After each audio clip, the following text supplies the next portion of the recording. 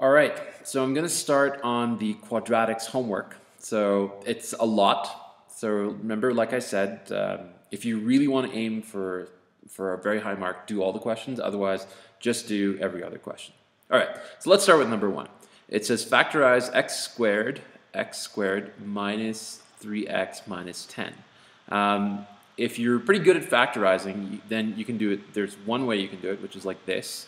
You know, you can put the x's over here. And so the numbers have to multiply to negative 10 and add up to negative 3. So the numbers that multiply to negative 10 and add up to negative 3 are negative 5 and positive 2, right? Because x times x is x squared. This will become positive 2x minus 5x. Positive 2x minus 5x is negative 3x. And negative 5 times positive 2 is negative 10.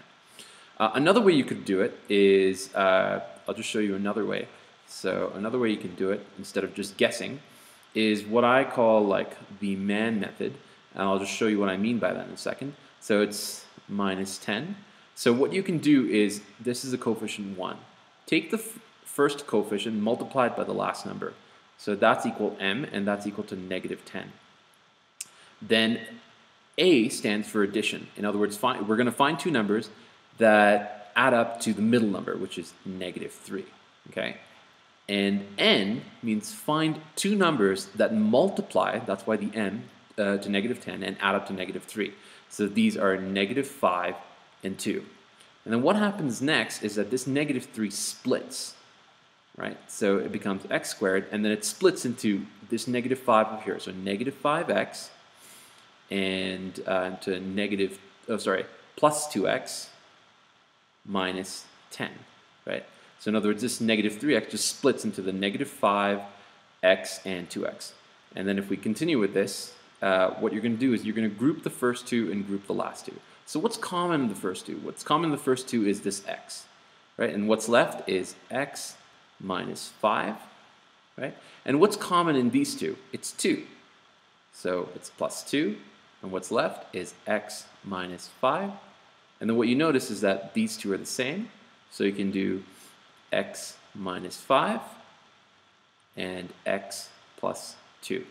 And that's how you factorize this. Obviously, this is a longer method, but it always gives you the right answer. So if you don't want to guess, then you can go with this method. But otherwise, stick with whatever method works. I'm just going to erase this, and just because we don't have much space, you can just skip back to the video to see how that was done. So this is basically x minus 5 and x plus 2. Now the second question says solve this equation, right? So it says when they say solve, it means you have to find x, and one way to find x is using the quadratic formula. However, you don't have to do that because they asked you to factorize it previously. So what this really means, another way of saying this, is x minus 5 times x plus 2 is equal to 0. So what that means is the first one is equal to 0, and so is the second one. So x minus 5 is equal to 0, so x is equal to 5, and that's one answer. And the other answer is x plus 2 is equal to 0, so therefore x is equal to negative 2. And that's the second answer. So we've answered one, and we've done one. All right, let's move to number 2.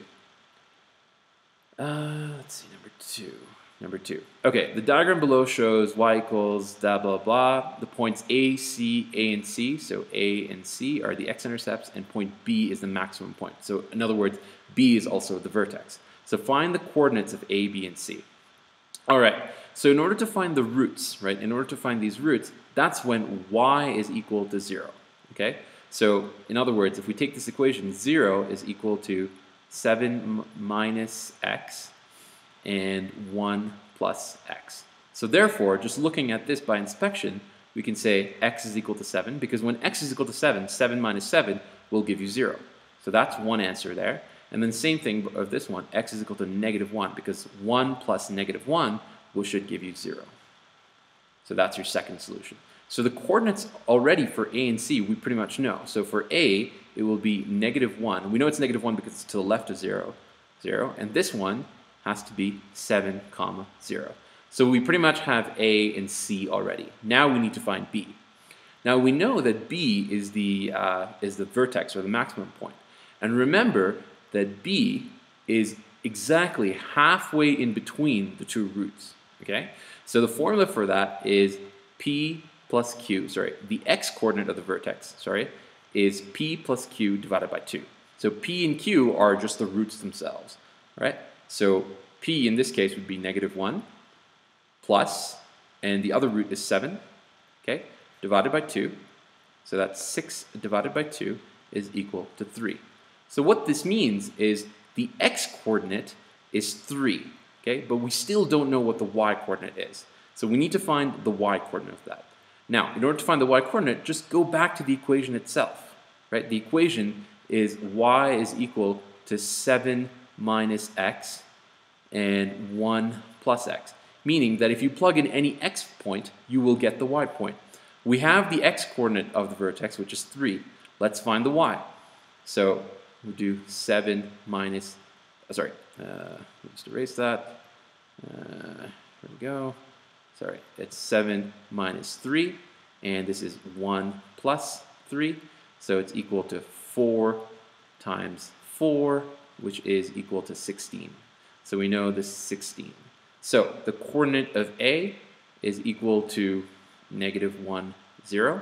The coordinate of C, because that's the other one, is 7, 0. And the coordinate of B is 3, 16.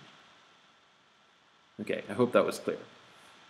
Let's move to the next one, which is this one right here. Okay, so now the diagram below represents a function, and you have x minus p, x minus q. So in other words, this is factored form.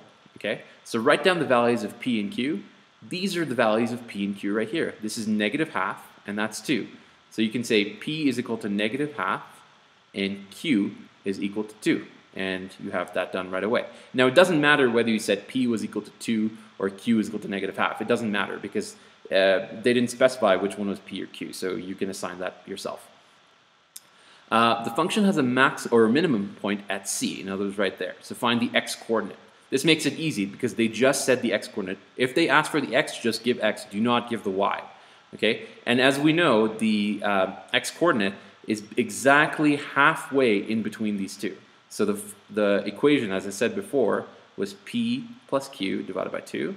So in other words, it's -1/2 plus 2 divided by 2, which is 1.5 divided by 2. And if you multiply the numerator and denominator by 2, you get 3/4, which is, as we know, is 0.75. And since they only asked for the x-coordinate, that's the answer. Okay, so we're done with B and done with question 3. All right, let's move to the next one, number 4.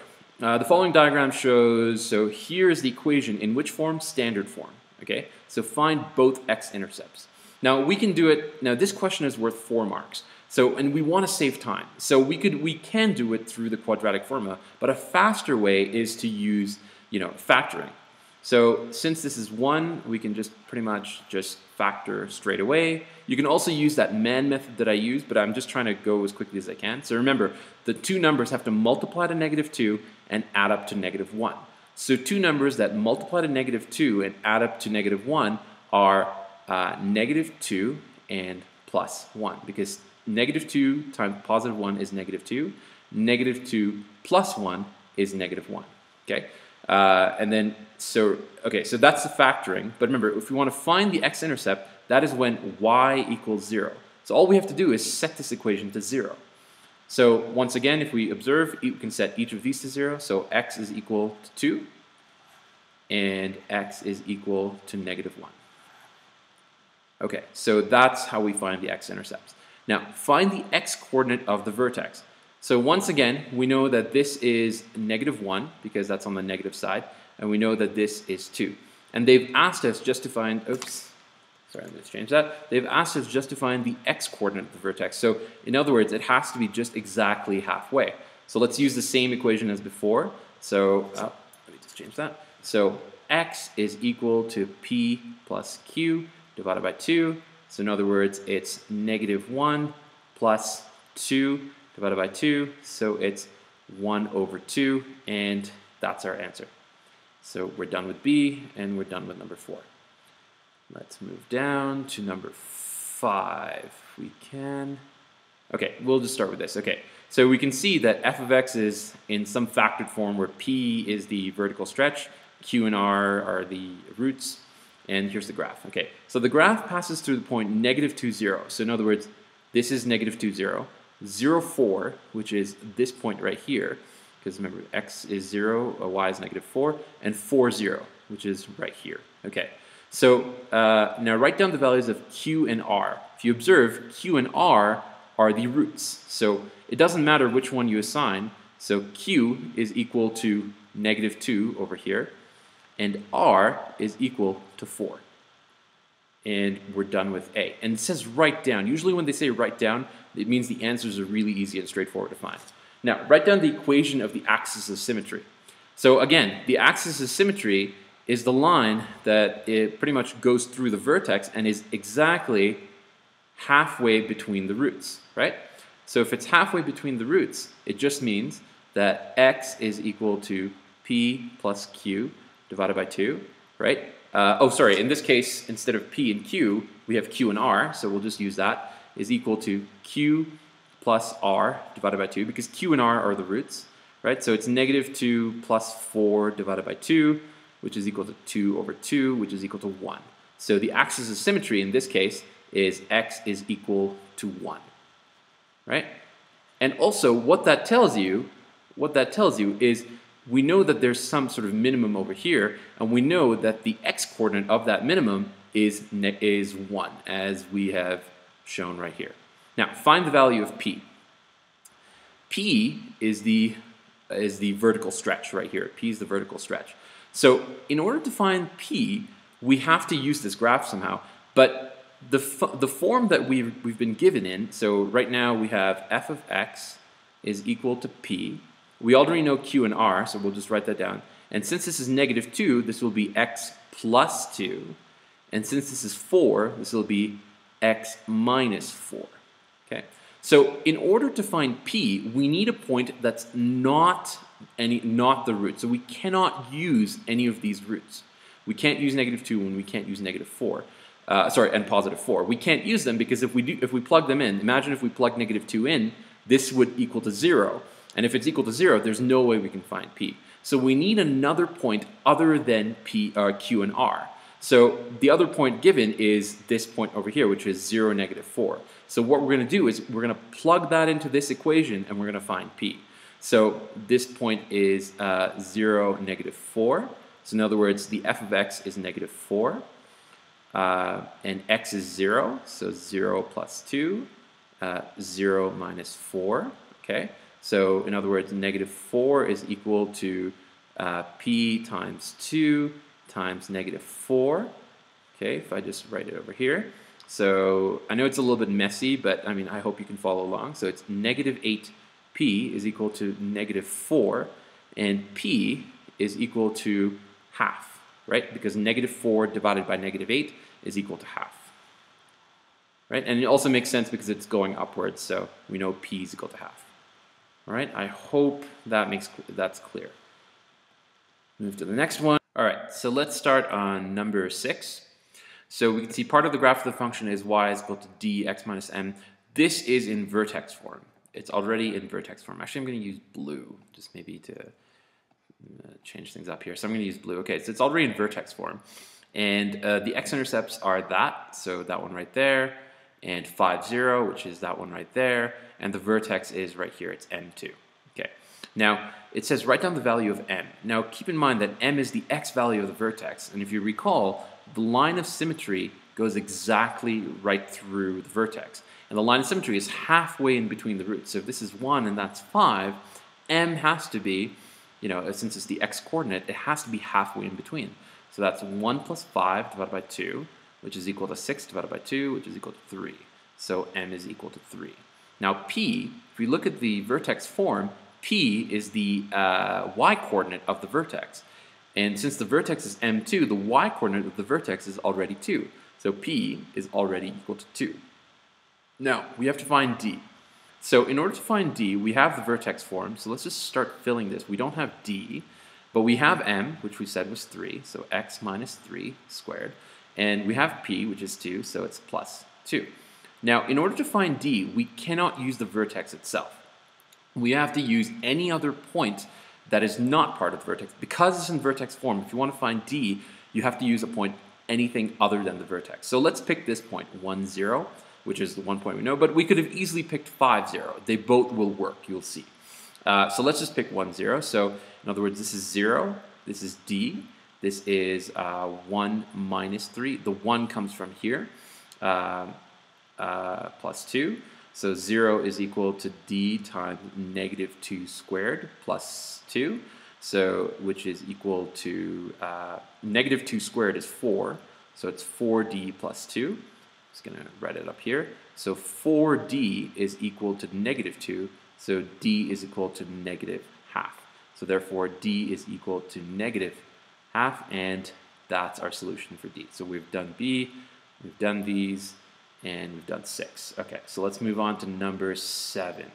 Number 7 is, okay, so the diagram shows part of the graph below, so it's x plus pq. So in other words, this is standard form, and our stretch factor is 1, because it just says x squared. So a, our stretch factor, is equal to 1. We don't have p, we don't have q.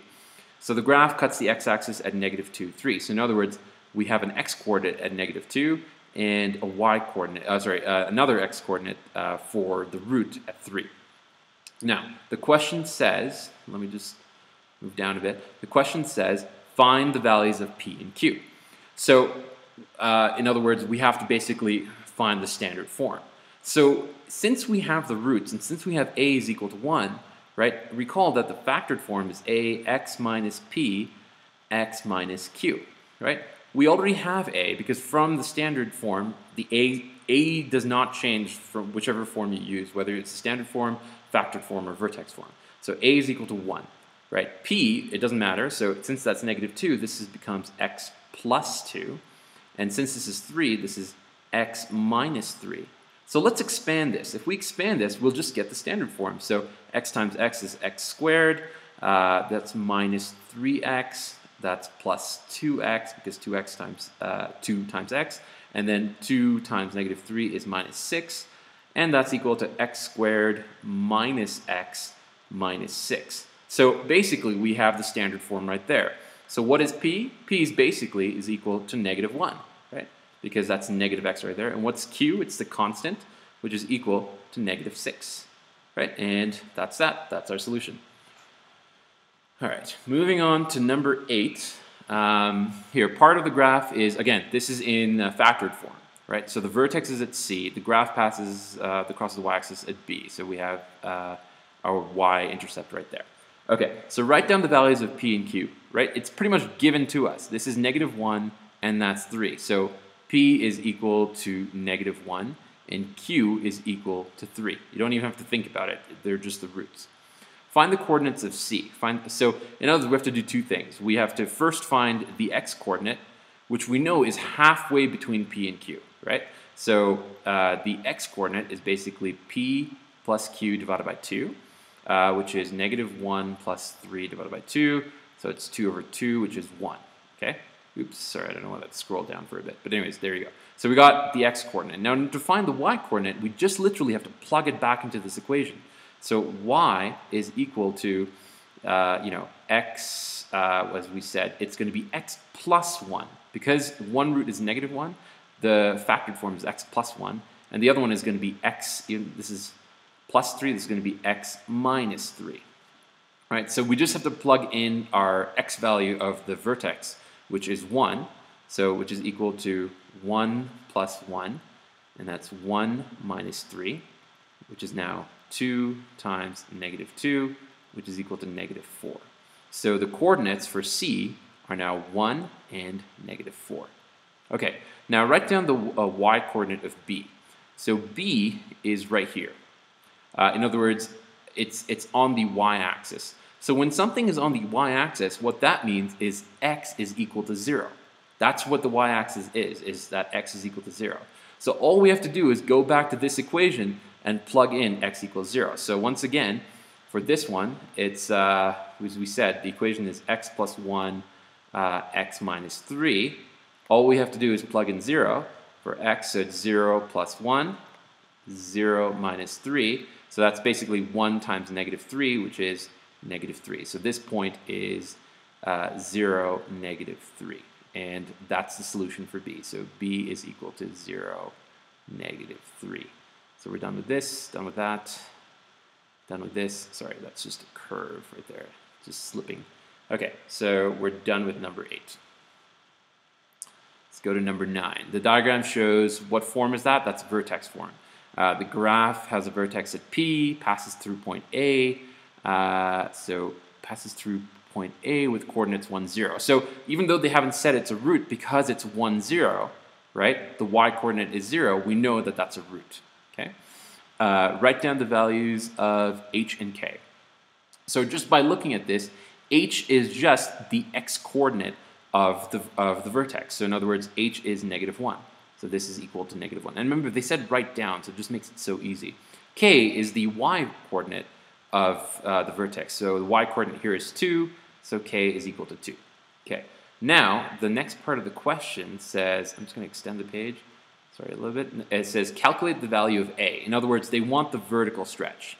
They want the vertical stretch. So let's just see what we have so far. So we don't have a, but we do have h. So since h is negative 1, and it's x minus negative 1. This becomes x plus 1, right? Because h is negative 1, x minus h, so x minus negative 1 would be x plus 1. And then k is already 2, so plus 2. So in order to find what a is, we just need a point that's anything other than the vertex. We have that, which is 1, 0. So let's just plug that in. So this is 0, which is equal to a. 1 plus 1 squared plus 2. I'm just going to move down a bit, right? So this is 0 is equal to 1 plus 1 is 2. 2 squared is sorry, let me just do that. 2 squared plus 2. So 0 is equal to 4a plus 2. So in other words, 4a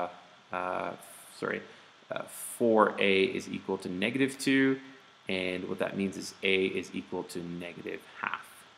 Right? And it kind of makes sense because it's downward facing, so it has to be negative. And there we go. So a is equal to negative half, and that's our solution. So we're done with B, done with this, done with this, done with this, and we're done with number 8. Oh, number 9, sorry. So let's move on to number 10. Okay, so let f of x equals 8x minus 2x squared. Part of the graph is shown here. Okay, find the x-intercepts of the graph. So again, if you want to find the easiest way is always try to factor if you can. You know, use the quadratic formula only in emergencies, but try to factor if you can. So if we can factor this, what's common between these two is 2x. Okay, and what's left is 4 minus x, right? So because 2x times 4 is 8x, and 2x times negative x is negative 2x squared. Now if we want to find the x-intercepts, that just means where y equals 0. So that just means that this side is equal to 0. So therefore, we have 2x equals 0, so x equals 0, so that's one intercept. And then we have 4 minus x equals 0, so x equals 4, and that's another intercept. So this is 0, and that's 4, and that's our solution. Okay, so we're done with A. Okay, now write down the equation of the axis of symmetry. So remember, once again, the equation of the axis of symmetry is just always halfway in between the two roots. So, I mean, we can tell right away it's 2, but just to show you, it's x is equal to, you know, p plus q, where p and q are the roots. So it's 0 plus 4 divided by 2, and so that's equal to 2. Right? So the axis of symmetry is, so the solution, what you have to write down is basically this. You have to write x equals 2, because that is the axis of symmetry. It's very important to just write x equals 2. Find the y-coordinate of the vertex, right? So in order to find the y-coordinate of the vertex, we already have the equation right here, right? The equation is 8x minus 2x squared. So we have y is equal to 8x minus 2x squared. In order to find the y-coordinate of the vertex, we need the x-coordinate of the vertex. We know that the axis of symmetry goes through the vertex. So we know that the x-coordinate of the vertex is 2. We just don't know what the y-coordinate is. So if we plug this into this equation right here, we should get the y-coordinate of the vertex. So that's equal to 8 times 2 minus 2 times 2 squared. So that's equal to 16 minus, that's 4 times 2, so that's 8. So that's equal to 8. And basically, that's the y-coordinate of the vertex. So this one is 8. Right? I hope that made sense. Okay, so that's number 10. Let's go to 11. Okay, this is a fun one. All right, so here's the diagram is in standard form, okay? And we have to determine whether these expressions, whether they're positive, negative, or 0, okay? So we can only choose one. So since this is downward facing, we know right away that A has to be negative. So that's negative. Now C is the point where it intersects with the y-axis, and we can see that it's below the x-axis. So right away C as well has to be negative. Now b squared minus 4ac, that's the discriminant, right? We can only see one root here. So when we only have one root, that's when b squared minus 4ac is 0, right? So that's 0. Now here's the tricky part. What is b? Okay, so keep in mind that the equation for the axis of symmetry is x is equal to negative b over 2a, right? And we know that this is positive. So in other words, x is positive, okay? We just found out that a is negative, all right? So a is negative. So if x has to be positive, and we know that a is negative, and we know that there's already a negative and a negative must, they must divide and they'll become positive. So b cannot interfere with that. So b has to be positive, right? So if b is positive, so a negative times a positive b would become a negative. Since we know a is negative, the bottom part would also be negative. So a negative divided by negative would be positive. So b has to be positive, and so b is positive. I hope that made sense. That's kind of a fun one, actually. All right, so let's look at this. Right, so consider the following function, 2x squared minus 8x, and so write it in this form where a, p, and q are elements of z, meaning that they're integers. Okay, so this kind of involves completing the square, but I'll show you a much faster way of doing this. So what I'm going to do is, we already know that this is the standard form, right? So we know that the axis of symmetry is x equals negative b over 2a, right? But if you think about it, since it's the axis of symmetry, it goes through the x-coordinate of the vertex. So if we find this is negative of negative 8 over 2 times 2.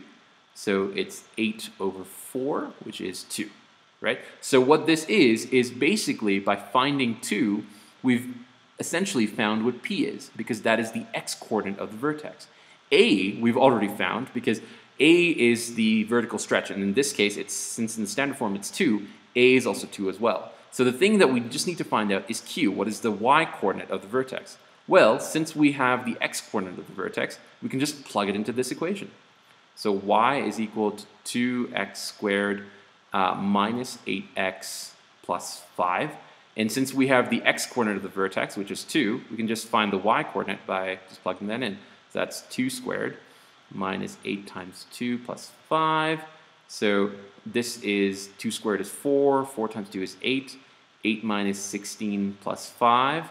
So that's equal to negative 8 plus 5, which is equal to negative 3. So q is negative 3. So if you had to write it in this form, y is simply equal to 2x squared. Oh, sorry, my mistake. Let me just erase that.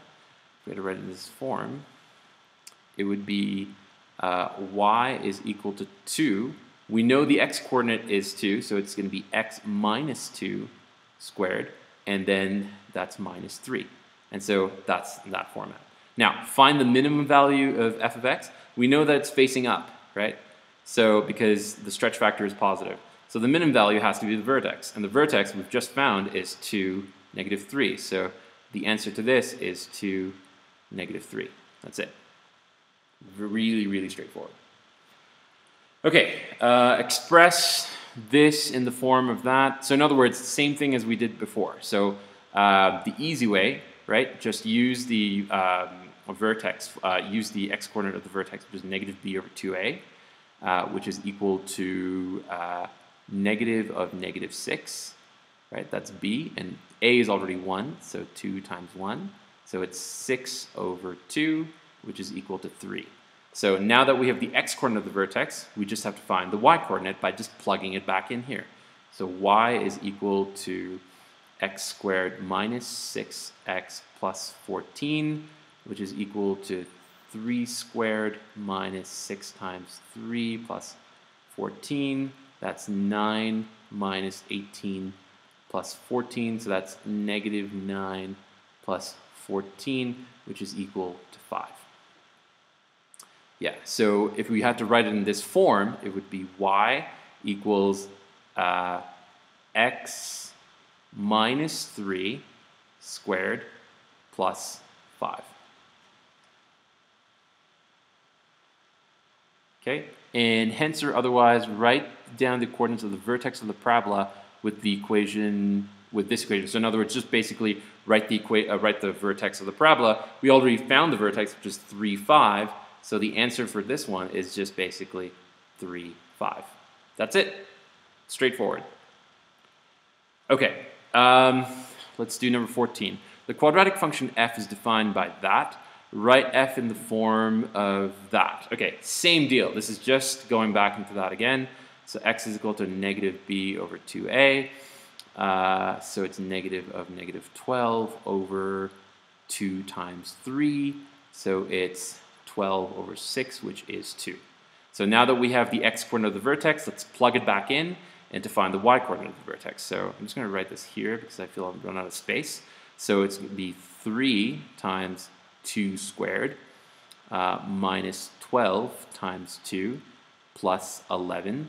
So that's equal to, that's 4. 2 squared is 4. 4 times 3 is 12. 12 minus 24 plus 11. So that's equal to negative 12 plus 11, which is equal to negative 1. So to write in this form, it just basically is 3x minus 2 squared minus 1, because the y-coordinate is negative 1. The graph of f, so this graph, is translated 3 units in the positive x direction and 5 units in the positive y direction. Find the function for g that is translated, giving your answer in the form of that. Okay, so in other words, what's this vertex? So this vertex itself is 2, negative 1, right? And what they say is that it's translated 3 units in the x positive direction and 5 units in the y direction. So the only transformation is just is a translation. There's no stretch, no reflection, no nothing. So it actually makes this very easy. So the vertex here will move 3 to the right. So in other words, from 2, it will become 3 to the right. So 2 plus 3 is 5. And then the negative 1 moves 5 units in the positive direction. So negative 1 plus 5 is equal to 4. So this is the new vertex. But the stretch factor stays the same. So if we have to write in this form, g of x is now equal to 3, right? So the new vertex is x minus 5 squared plus 4, and that's our answer. All right, let's move on to number 15. Wow, this is, there's a lot of questions, but you know, the more you do, the better you get at it. So let f of x equal to 3x squared. The graph of f is translated 1 unit to the right and 2 units down. The graph of g is the image of the graph of f after this translation. So what that means is you start off with f, you do some transformation, and then you get g. Okay? So write down the coordinates of the vertex of g. So in other words, in order to find the coordinates of the vertex of g, first we need to know the coordinates of f. Now f is just basically, it's just x squared with a stretch factor of 3. So in other words, it just goes like that. Okay? So its coordinate, it was 0, 0, right? So in other words, it was 0, 0, and they said it's just moved, it's translated 1 unit to the right and 2 units down. So 1 unit to the right means it affects the x, so it's plus 1, and 2 units down, so it's 0 minus 2, and this is your answer. So these are the new coordinates of the vertex. There's no stretch or reflection, so we don't have to worry about that. We can just literally move things left and right. Now express g in the form of that. Well, we have the vertex, so this is simply 3x minus 1 squared, and then minus 2. And that's our answer. the graph of h is the reflection of the graph of g in the x-axis. So write down the coordinates. Write the coordinates of the vertex in graph h. Right. So basically now we're going from g to h. Right. And so the coordinates of the vertex in g, as we said, are 1, -2. Now, if there's a reflection in the x-axis, what that means is that, like, if we draw a little graph, it's 1, -2, which means it's going like this. Now, if there's a reflection in the x-axis, what that means is it flips this way. It flips this way. So really it doesn't change the x, but it definitely changes the y, right? And the y is reflected. So what that means is this just changes to 1, 2. So write down the coordinates of the vertex. This point right here is 1, 2 because we're just reflecting it across the y, so times -1. So that becomes 1, 2. All right. Okay. So that's the vertex form. Write down the coordinates of the vertex of the curve of f. Okay. So right away we can just tell what the vertex is. It's 4 and 8. Given that f of 7 is equal to -10, find the value of a. So what that means is we're given the point 7, -10, right? So we're given a point. So if we're given a point, we can find a now. So it's really y is equal to a, x minus 4 squared plus 8, right? The point is 7, -10. So -10 is equal to a 7 minus 4 squared plus 8. We just need to solve this. So it's -10 is equal to a times 7 minus 4 is 3. 3 squared is 9. So this is just 9a plus 8. We can move the 8 to the other side, so it becomes -18 is equal to 9a. And a is just -18 divided by 9, so it's -2. So a is equal to -2. So we got this. Hence, find the y-intercept of the curve of f. All right, so the y-intercept, I'm just going to write it. Okay, I'm running out of space, so I'm just going to write it all over here. So the y-intercept is where x, when you get the y-intercept, it's where x is equal to 0, right? So we have this equation, which is -2, now x minus 4. We found -2 through the a over here. Okay, so that's how we have, see, this a is just this a over here, which we found over here. Okay, squared plus 8. So the y-intercept is when x is equal to 0. So all we have to do is plug in x equals 0 plus 8. So that's equal to -2. So it's 0 minus 4 is -4. -4 squared is 16, right? Plus 8. 16 times 2 is -32 plus 8. And -32 plus 8 is 20. What is it? Wait, hold on. What is it? -24. Yeah, -24. So the y-intercept is simply -24. Okay, so I've written all this. I'm just going to erase it. You can sort of look back at how I've done this, but I just need some space to do number 17. So I'm just going to erase this, and you guys know that the y-intercept is -24. So y is equal to -24. Okay, so all right, so let's do number 17. Now this function is given in standard form, and they say write it in vertex form, right? So remember the trick that we basically talked about was x is equal to -b over 2a. So in this case, it's negative of -6 over 2 times 1, which is 6 over 2, which is equal to 3. So we have the x coordinate of the vertex. Now we need to find the y, so we do that just by plugging it back in.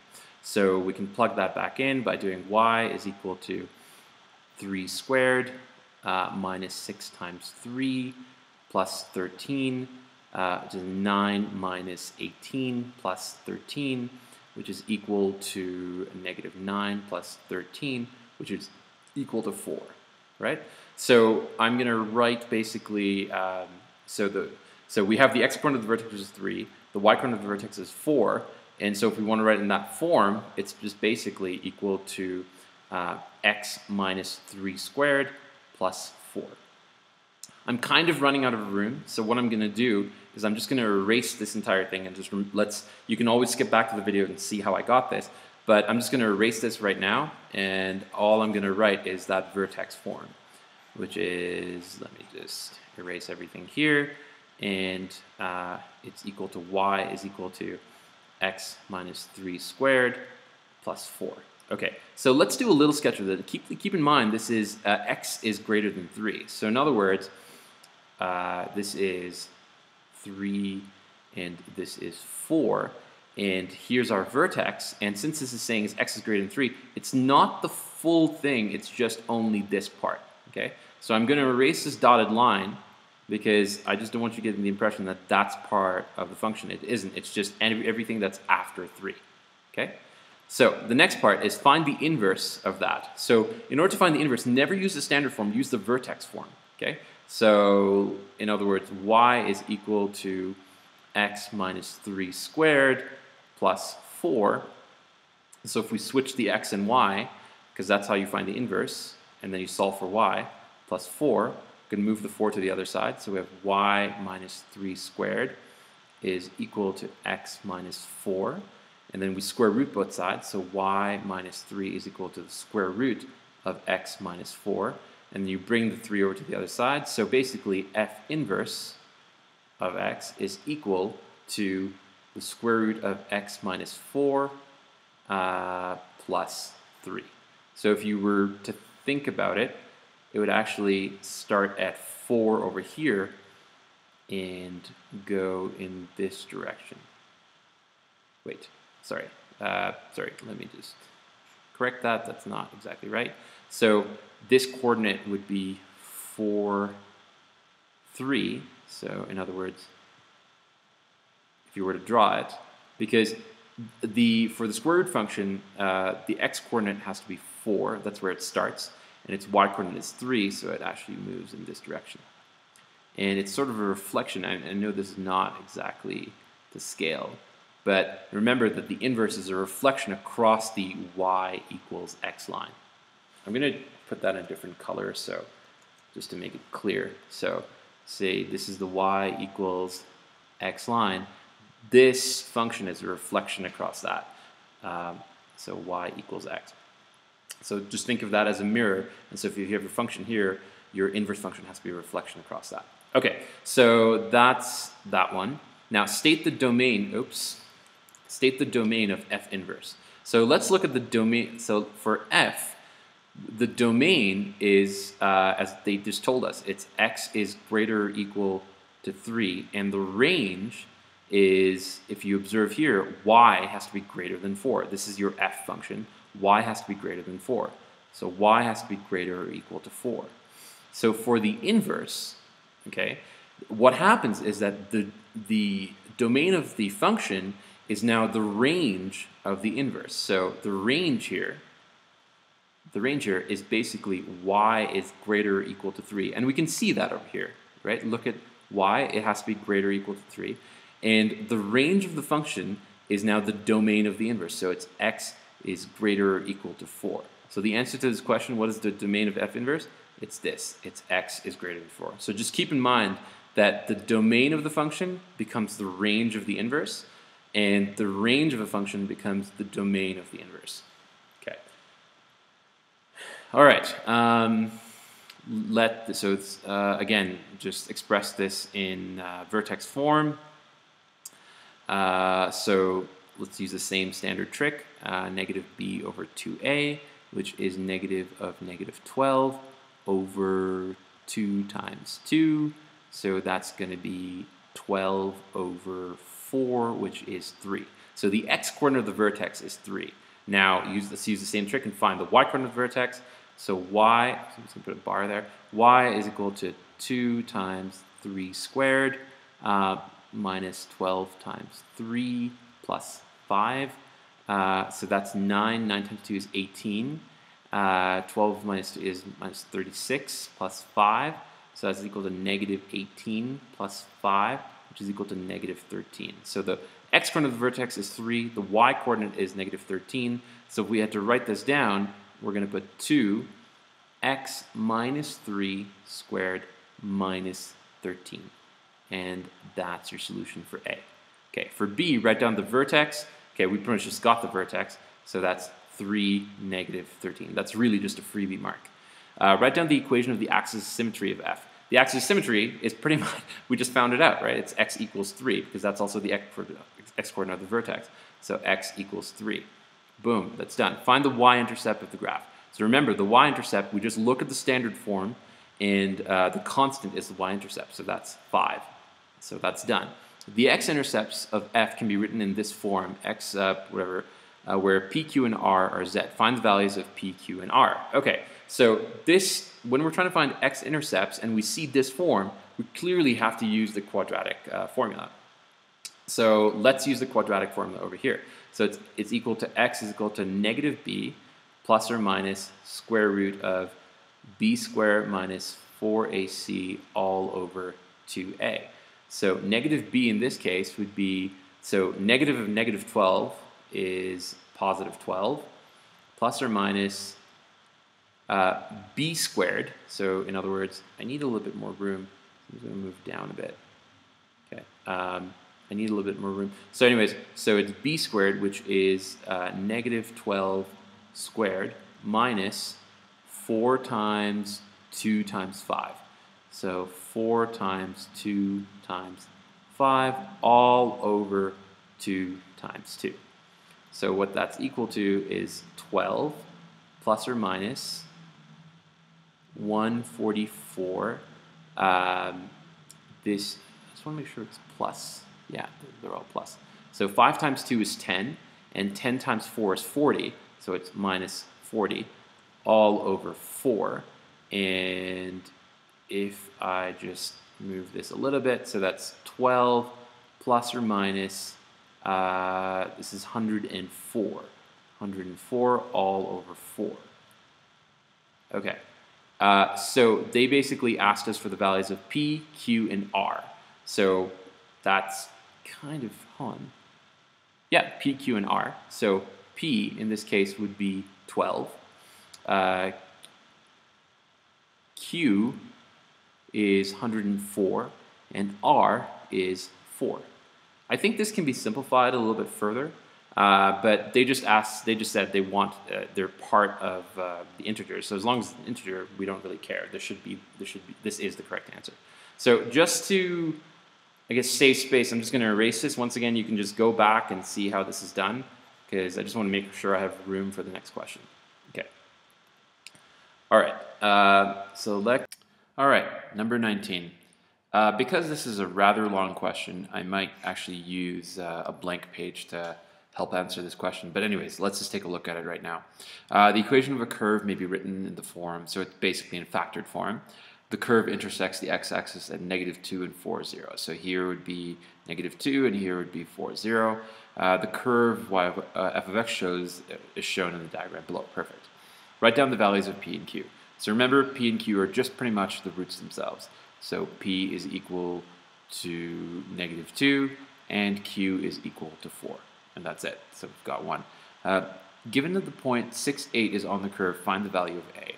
So in other words, we have the factored form. So I'm just going to write the factored form right here. So it's y is equal to a, x minus p, x minus q.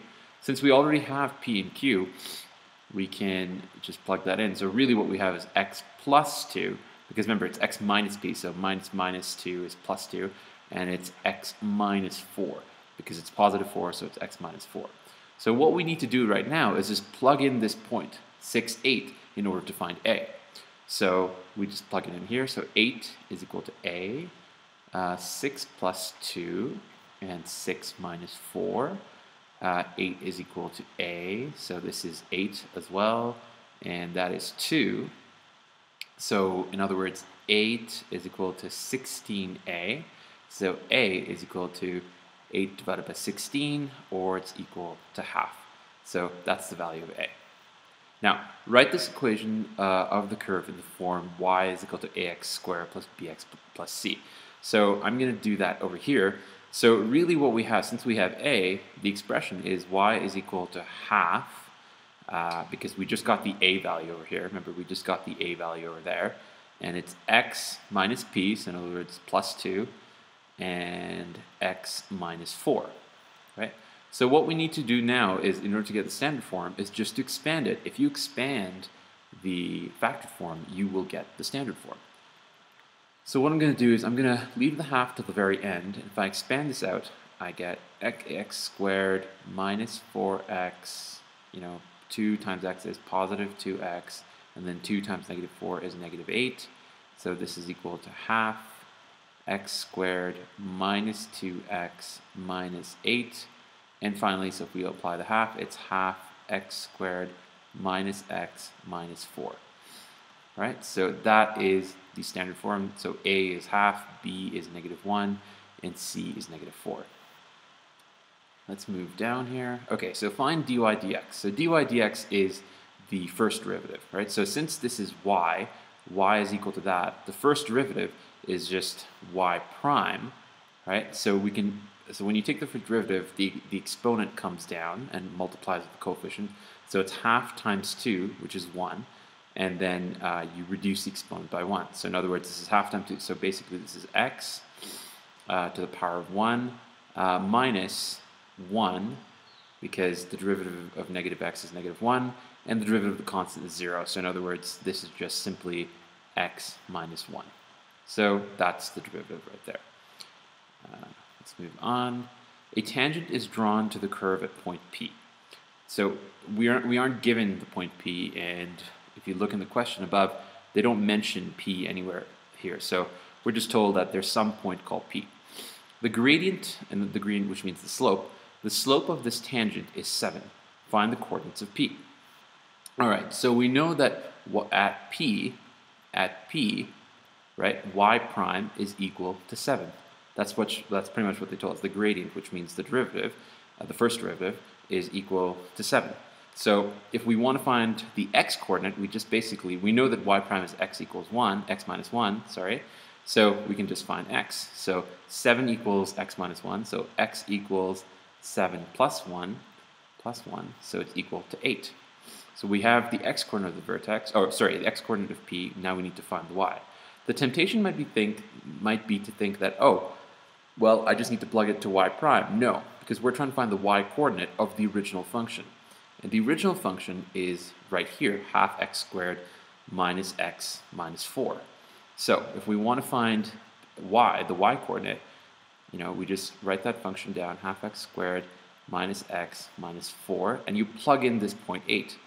So it's half 8 squared minus 8 minus 4.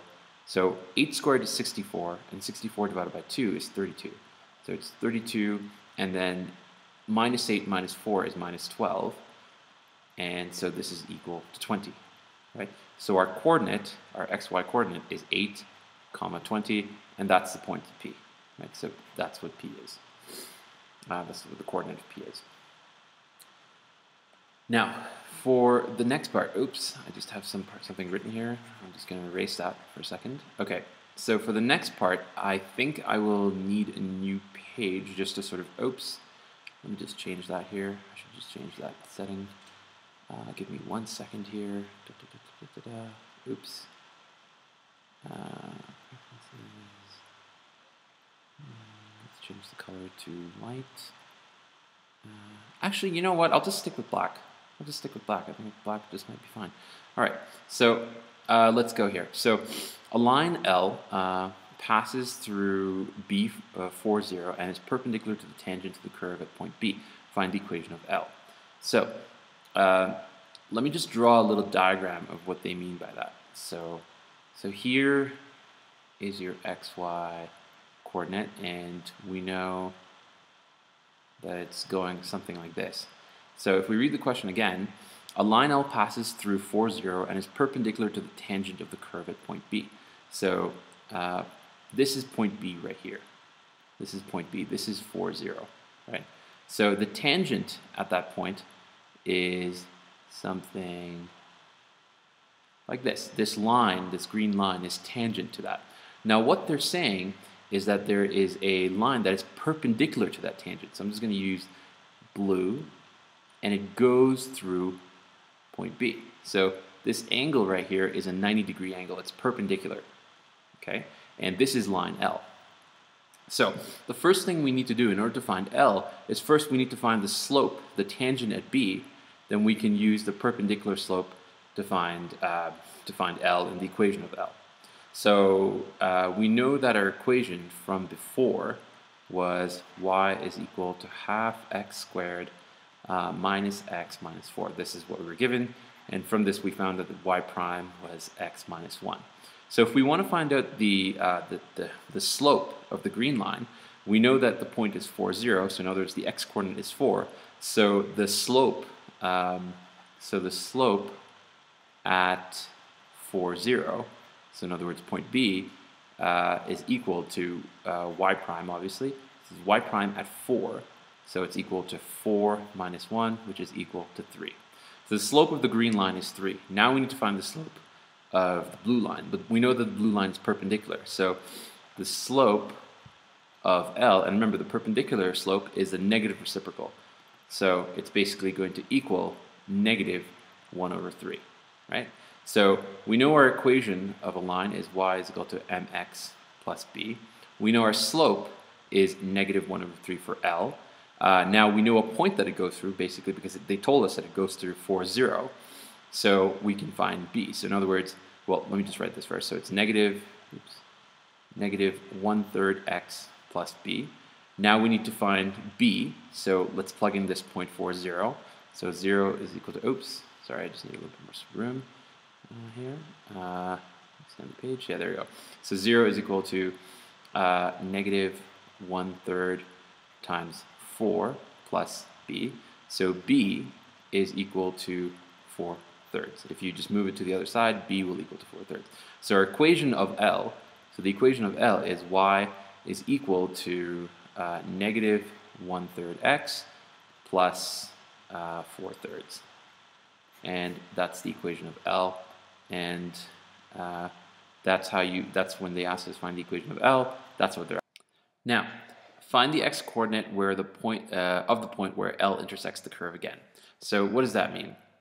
Let's take a look at the graph. So I've sort of already extended this, but if you observe that this blue line intersects this quadratic at 2 points. One is over here. If we extend it further on, it will intersect it again over there. So what we need to do is find the x coordinate of that point, and that's it. So if you want to find the intersection of two curves, you literally have to find what the equations are and set them equal to each other in order to find the intersection. So we have the equation of the line over here. This is that blue line. So what is the equation of the curve? We've determined that already, which is equal to half x squared minus x minus 4. So if you want to find the intersection, all you have to do is set these two equations to each other.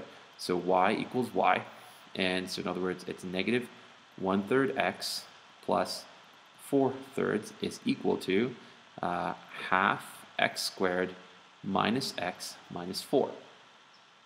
Now, there are a lot of fractions over here which I seriously don't like. So what I'm going to do is I'm going to multiply by 6, which is, if you multiply by 6, 6 times 1/3 will be equal to 2. It will get rid of this 3 and it will create an integer. And same thing over here. If you multiply 6 by half, it'll become 3. And the reason I chose 6 is because 3 over here, this denominator over here, times 2 is 6. So that's just the most convenient number to multiply everything by. So I'm going to multiply this entire fraction by 6. So by doing that, I get negative 2x plus 8, because 6 times 4/3, the 6 and the 3 will become 2. 2 times 4 is 8, is equal to, what's this, 3x squared minus 6x minus 24. Now, I'd just like to bring everything over to one side. So I'm going to set this side to 0, and I have 3x squared minus 6x. If I bring the 2x over, it become plus 2x, and it minus 24. And if I bring the 8 over, it becomes minus 8. So 0 equals 3x squared minus 4x minus 32. So if we want to find x, we can use the quadratic formula, because that's what the quadratic formula does. It gets you the roots. So let's find, so over here, so remember that x is equal to negative b plus or minus square root of b squared minus 4ac all over 2a. So let's plug in the values. So b is negative 4. So negative of that would be plus 4, right? Negative of negative b.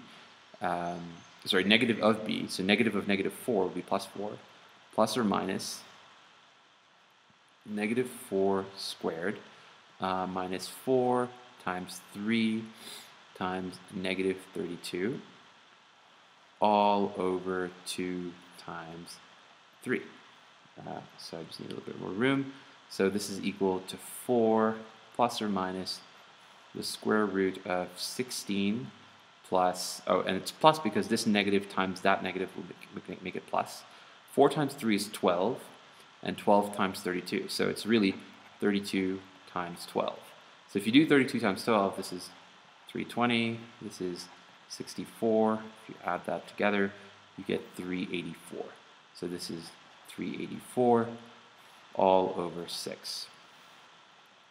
And what is that? So 4 plus or minus, and 384 plus 16 is actually 400 divided by 6. So it's equal to 4 plus or minus, and the square root of 400 you should know is 20 over 6, which is equal to, so there are two solutions. One is, let me just erase that. So there are two solutions. The first one is 4 plus 20 divided by 6, so it's 24 divided by 6, which is equal to 4. And the other one is 4 minus 20 divided by 6, which is equal to negative 16 divided by 6, which is negative 8 over 3. So if we look back over here, we're trying to find the x-coordinate. That's what the question asked for. So clearly one of them has to be 4, because 4 is this one over here, and one of our solutions is 4. So that makes sense. Now the other one, we can pretty much visually observe that it is going to be a negative number. So this point right here, the x-coordinate is negative 8 over 3, as we've determined. So the x-coordinate of the second one, the one that we want, is this. So this is our answer. This is our answer right here. All right, so that was number, oops, let me just go back here. So that was number 19. And so the answer to this one was negative 8 over 3. All right, so let's move on. The function f of x is defined as that. So there's a negative in front, and it's basically in vertex form. The graph shows part of the graph of f of x, and the max point is that 3, 2. Great. So write down the values of h and k. So if we observe, h and k are pretty much just the vertex themselves. So h is just basically 3, and k has to be 2. There's nothing really challenging about that. The f of x can be written as that. So in other words, what they want is, this is the standard form, so we have to show that it can be written like that in standard form. So this is our equation, so y is equal to negative. Now I'm just going to plug in h and k, so it's going to be x minus 3, because h is equal to 3, so x minus 8, so x minus 3, plus 2. So we have to expand this in order to get the standard form. So let me just expand that. So this expanded is x squared minus 6x plus 9 plus 2. And then if I apply the negative, it's negative x squared plus 6x minus 9 plus 2, which is equal to negative x squared plus 6x minus 7. And that's our solution, and that's exactly what this is equal to. So these two are exactly the same. So we have shown that. Find f prime of 1. So in other words, we have to find the first derivative. So if we want to find the first derivative, it's just, use the derivative rules. So it's equal to negative 2, because the 2 comes down, this 2 comes down, so negative 2x, and then the derivative of 6x is just 6, and the derivative constant is 0, which we don't have to write. So that's f prime of x. The point Q lies on the curve and has coordinates 4, 1. A straight line L through Q is perpendicular to the tangent at Q. So in other words, this is sort of the very similar question that we had before. So let's sort of draw a diagram. I think that'll be very, very helpful if we can draw a diagram. So point Q, calculate the gradient of L.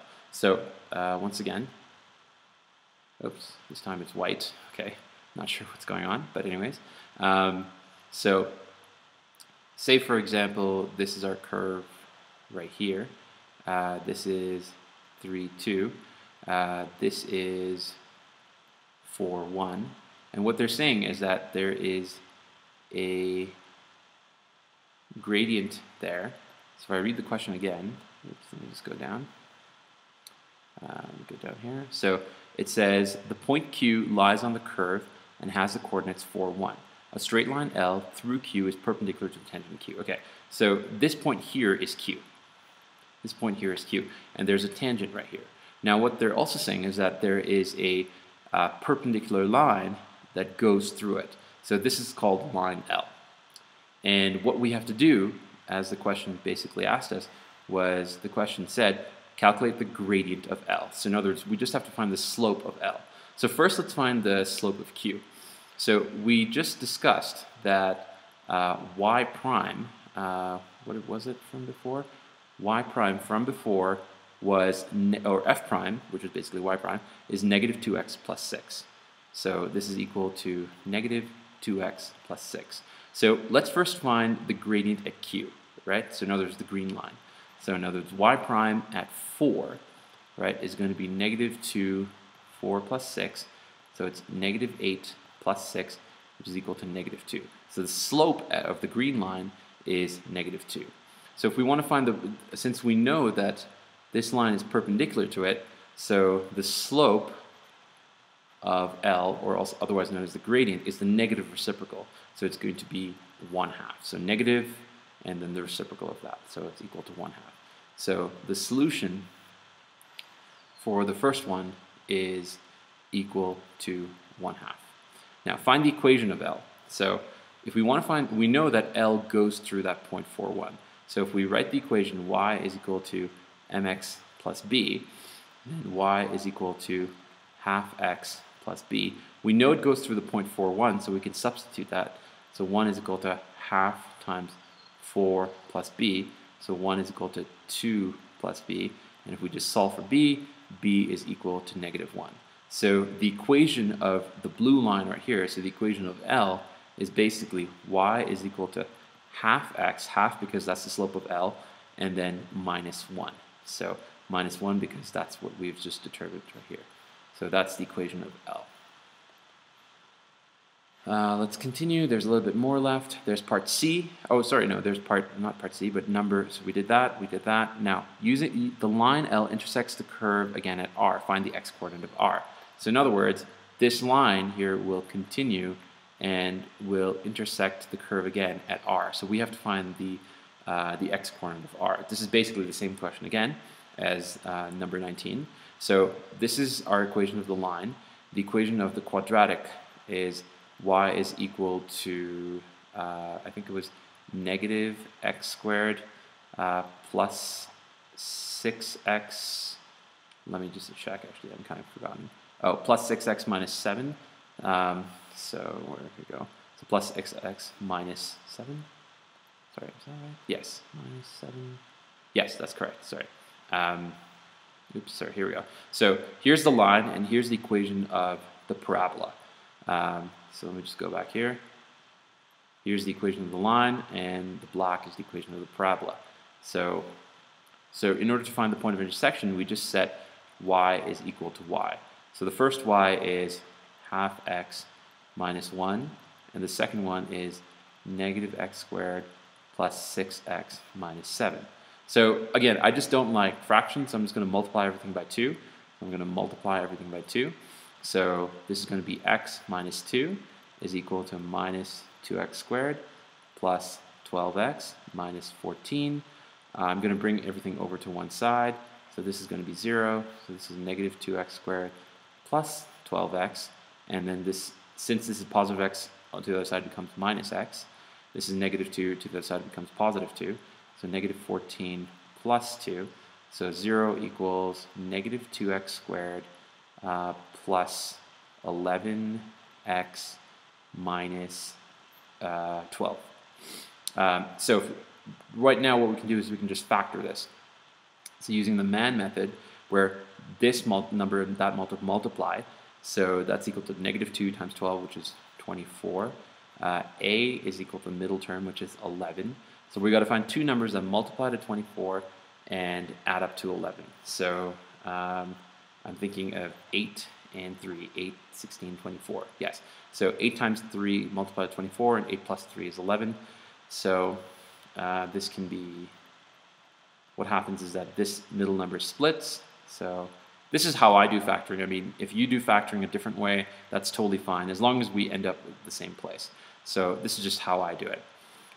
Then what I do is I group these two, and this becomes negative 2x, x minus 4, and then I factor the 3 out, and this is, again, x minus 4, so this is equal to negative 2x plus 3, x minus 4.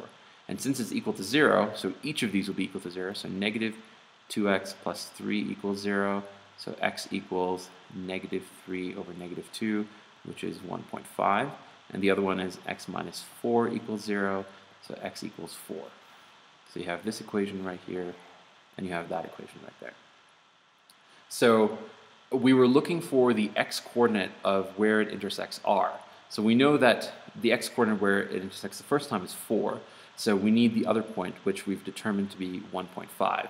So the other point over here is going to be 1.5. And all right, so moving on to the next question, number 21.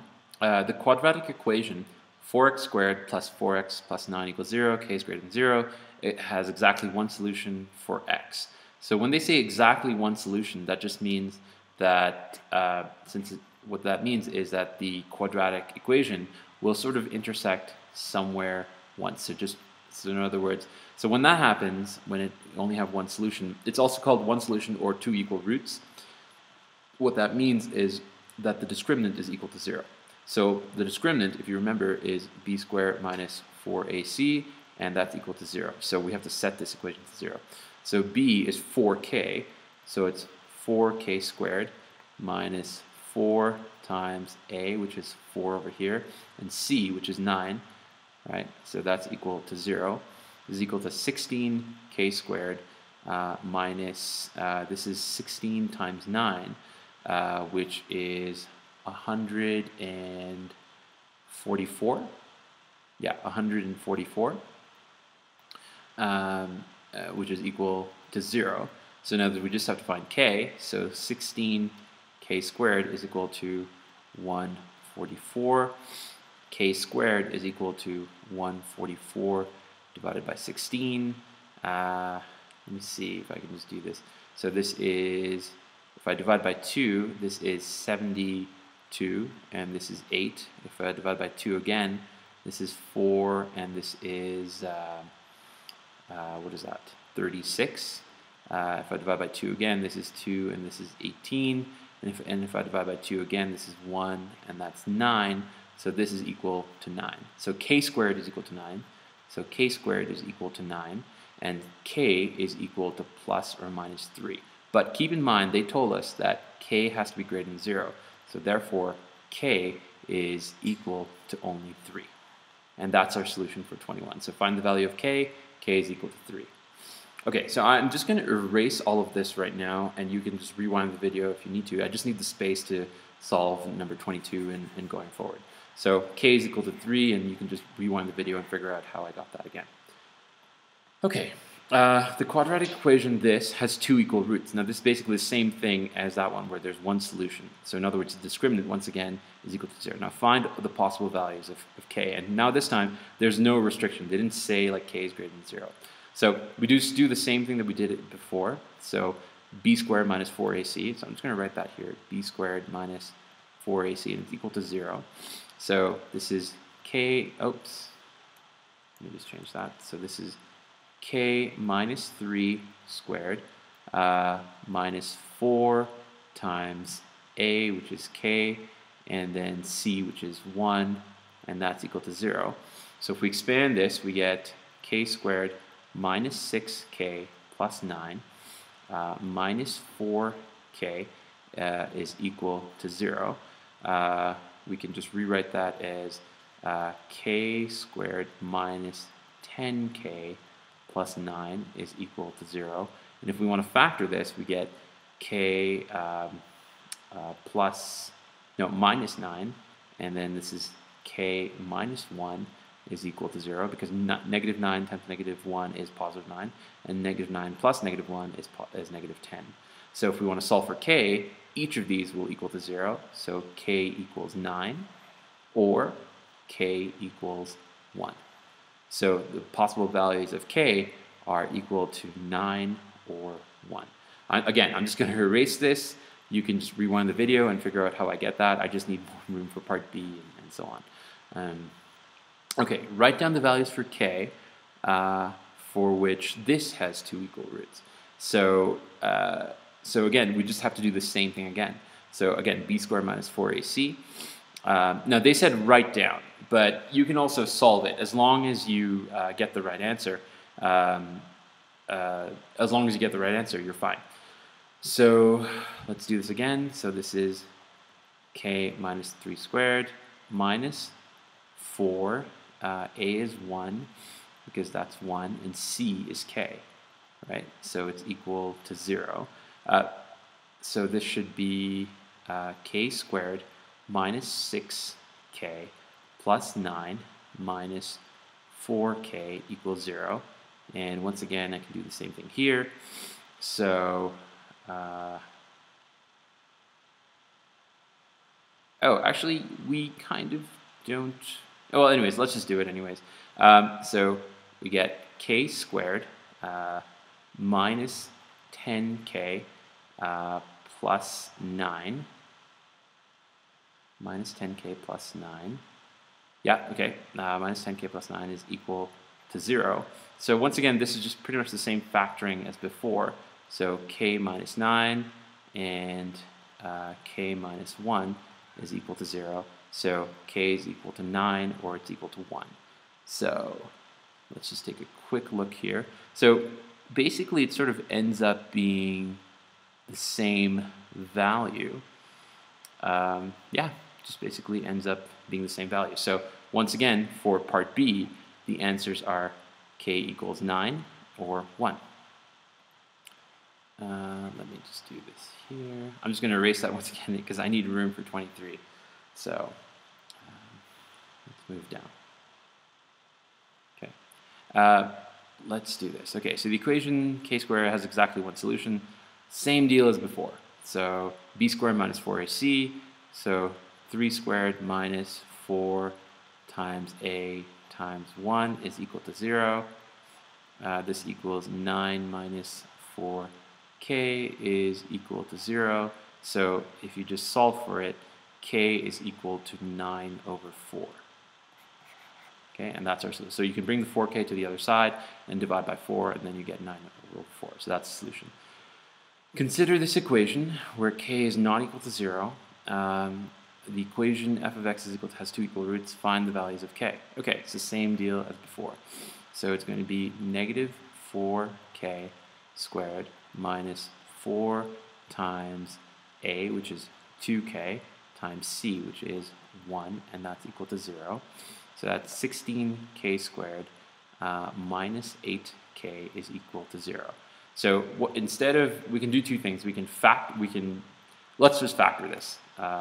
So we get 8k, 2k minus 1 is equal to 0. So, so what happens is that each of these will equal to 0. So 8k is equal to 0, so k is equal to 0. And then the other one is 2k minus 1 is equal to 0. So 2k is equal to 1, so k is equal to half. Now what they told us was that k cannot equal to 0, so this is not a solution. So for k equals half is our solution. Okay. Again, apologies, but I'm going to have to erase this just because I need the room. So for part A, our value of k is equal to a half. The line y equals p intersects the graph f. Find all possible values of p. Okay, so intersects the graph f, find all possible values of p. Okay, so what that means is, so keep in mind that it has two equal roots. And we know that k is equal to half. So let's actually apply k and write it down what this f of x is equal to. So f of x is equal to, if we multiply the k by half, so 2 times half, so that's equal to x squared. Negative 4 times half, so that's equal to negative 2x, and then that's plus 1. Now we know that it has two equal roots, and we know that it's facing upwards because this is 1. So if we had to draw a graph of it, right?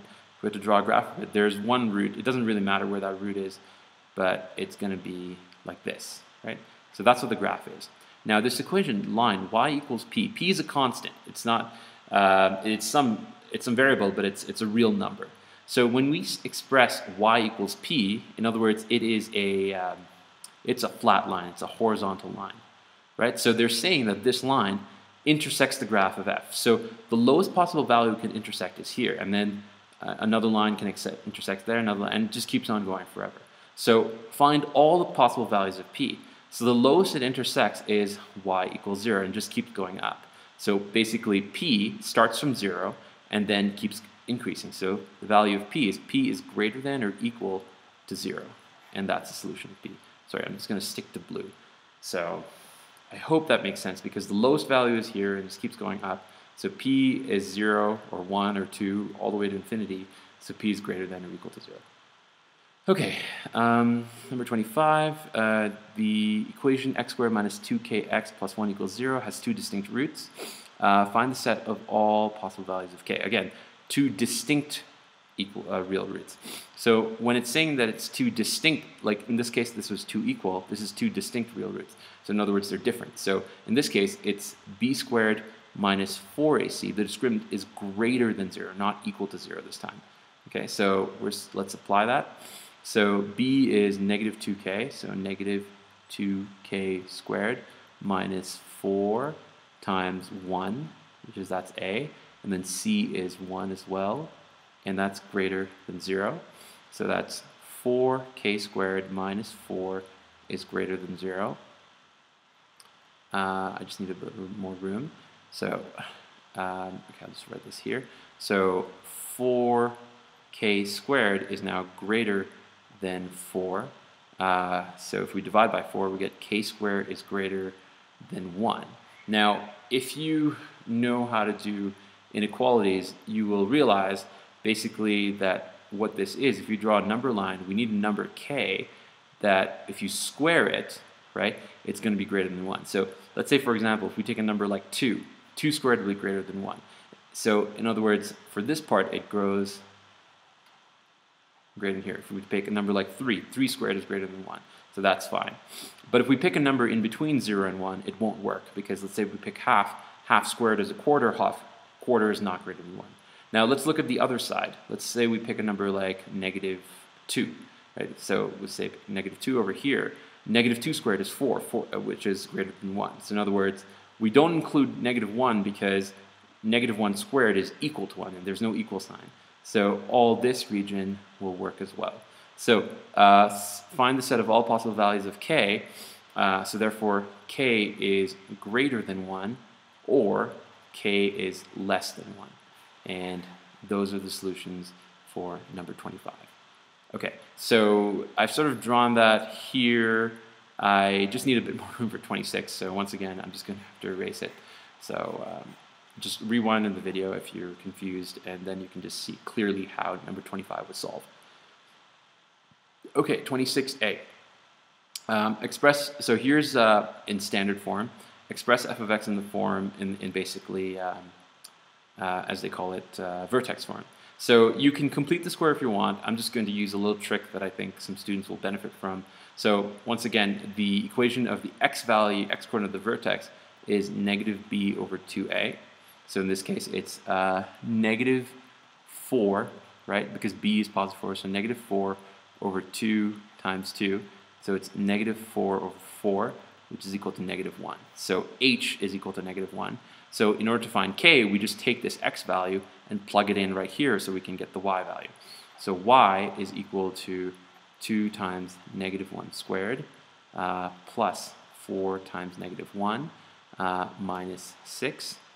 So it's equal to, this is negative 1 squared is 1, so it's 2 minus 4 minus 6, so this is equal to minus 8. So in other words, this is your h and this is your k, because this is the x-coordinate of the vertex, and we just plugged in the x-coordinate of the vertex to get the y-coordinate of the vertex, which is really just k. So if we had to write the equation, if we had to write this equation right here, this would be y is equal to, remember, the a value stays the same. That's why this 2 over here is the same as that 2 over there, right? And this is x minus h. H is negative 1, so this becomes x plus 1 squared, and then plus k, so k is equal to negative 8, so it's minus 8. All right, I'm just going to erase this once again. Apologies, guys. But again, you can always rewind the video and just see how I got that. Write down the equation of the axis of symmetry for the graph of f. The axis of symmetry goes through the vertex point. So in other words, it just goes through x equals negative 1. Remember, this is x plus 1. This is how we write the equation, but the coordinate is negative 1. So x equals negative 1. And express this in factored form. So if we want to factor this, we can just go up here and factor it. So it's 2x squared plus 4x minus 6. So what I can do right away is I can just pluck out the 2. Right, so 2, and what I have left is x squared plus 2x minus 3. Now if I want to factor this part, right, I get x, what is it, plus 3 and x minus 1. There are many ways to factor it. This is how I do it. I'm just doing it in my head because 3 times negative 1 is negative 3, 3 plus negative 1 is positive 2, and this is our solution for C. All right, number 27. Consider two different quadratic functions of the form 4x squared minus q x plus 25. The graph of each function has its vertex on the x-axis. Okay, so the vertex is on the x-axis. Okay, so what they mean by that, that's just a clue. If the vertex is on the x-axis, so say for example, if I have a quadratic and I'm told that the vertex is on the x-axis, what that means is I have only one solution. So if I have only one solution, it must mean that the discriminant is equal to 0. So what this translates as is the discriminant b squared minus 4ac is equal to 0. So find both values of q. So in order to find q, I just basically need to plug this right here. So q squared, because that's our b, minus 4 times a, which is 4, and then c is 25, is equal to 0. So q squared is equal, 4 times 25 is 100, 100 times 4 is 400, right, is equal to 0. So q squared is equal to 400. So q is equal to the square root, or sorry, the plus minus the square root of 400. So it's equal to plus or minus 20. So the two values of q are equal to q equals 20 or q equals negative 20. Okay, I'm going to erase this again just because I need the room. For the greater value of q, solve f of x equals 0. So the greater value of q is when q equals 20. So in other words, this is 4x squared. And so this is minus q. So in other words, the greater value of q is 20, but it ends up being minus 20x plus 25 equals 0. So what we can do is we can just factor it. So I'm going to use my man method again. So the 4 and the 25 multiply to 100. The a is the middle term, which is negative 20. So I have to find two numbers, then multiply to 100 and add up to 20. So the two numbers I can think of are negative 10 and negative 10. Because negative 10 times negative 10 is 100. Negative 10 plus negative 10 is minus 20. So it's equal to 4x squared. So remember, this splits, right? So it becomes negative 10x plus 25 is equal to 0. I can factor this out. So this becomes 2x, 2x minus 5. And then if I factor this out, this becomes minus 5. Yes, and then this becomes 2x minus 5 as well. So you can see that these just factor 2x minus 5 equals 0. So since both of these are equal, we can just solve this once. So this is 2x minus 5 is equal to 0. So x equals 5 over 2, or 2.5. So to solve for this, the solution is simply x equals 2.5. And remember how they said that its vertex is on the x-axis. So this is why if I solve for this, I get 2.5, and if I solve for this, I also get 2.5, and which makes sense because I only have one root, so I can only have one x value as the solution. Okay, I'm just going to erase this one more time. Sorry, guys, but I just need the room. So I'm just going to leave the solution there. We can always. Oh, I shouldn't have done that. Yeah, let me just erase this carefully. I want to leave that graph there because I think that graph is fairly important. And now, I'm having troubles with this all the time. So there you go. We only have one solution there. Okay, now find the coordinates of the point of intersection of the two graphs. Okay, so in other words, remember, there are two values of q. There are two values of q right here. So our first function, let me just call that f1x, is, if we take the positive, the one that we just wrote, was 4x squared. Now this is minus q, so it's going to be minus 20x plus 25. Now our second function is going to be 4x squared. Now the second value is negative 20, and negative of negative q is positive 20. So positive 20x plus 25. So find the coordinates of the point of intersection. So if you want to find the point of intersection, this is like saying y, and that's also like saying y. So you just set y equals y. So y equals y. So in other words, we have 4x squared minus 20x plus 25 is equal to 4x squared plus 20x plus 25.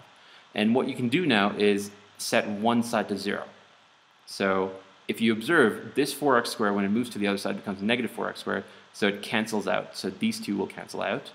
And this 25, when it moves over to the other side, will cancel each other out. So these two cancel out. However, when this 20x moves over to the other side, it won't necessarily cancel out. It'll become 40x, okay? Because this negative 20x will become positive 20, so 40x. So therefore, x equals 0, right? So we've found the x coordinate. They asked us to find the coordinates, so we need to find x and y. So we simply take this x and plug it into any of these equations. It doesn't matter because the point of intersection will be the same on both curves. So let's just pick f1. So f1 at 0, right, because x equals 0, is 4 times 0 squared minus 20 times 0 plus 25. So it's equal to 25. So in other words, y is equal to 25. So our point of intersection for this one, to find the coordinates of the point of intersection, is simply 0, 25. And that's our solution. Okay, I'm going to erase this part. All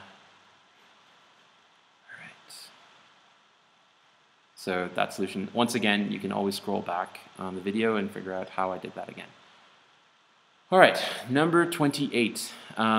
Let f of x equal ax squared. Okay, so it's standard form. The point lies on the curve. Show that 16a. Okay, so this is easy.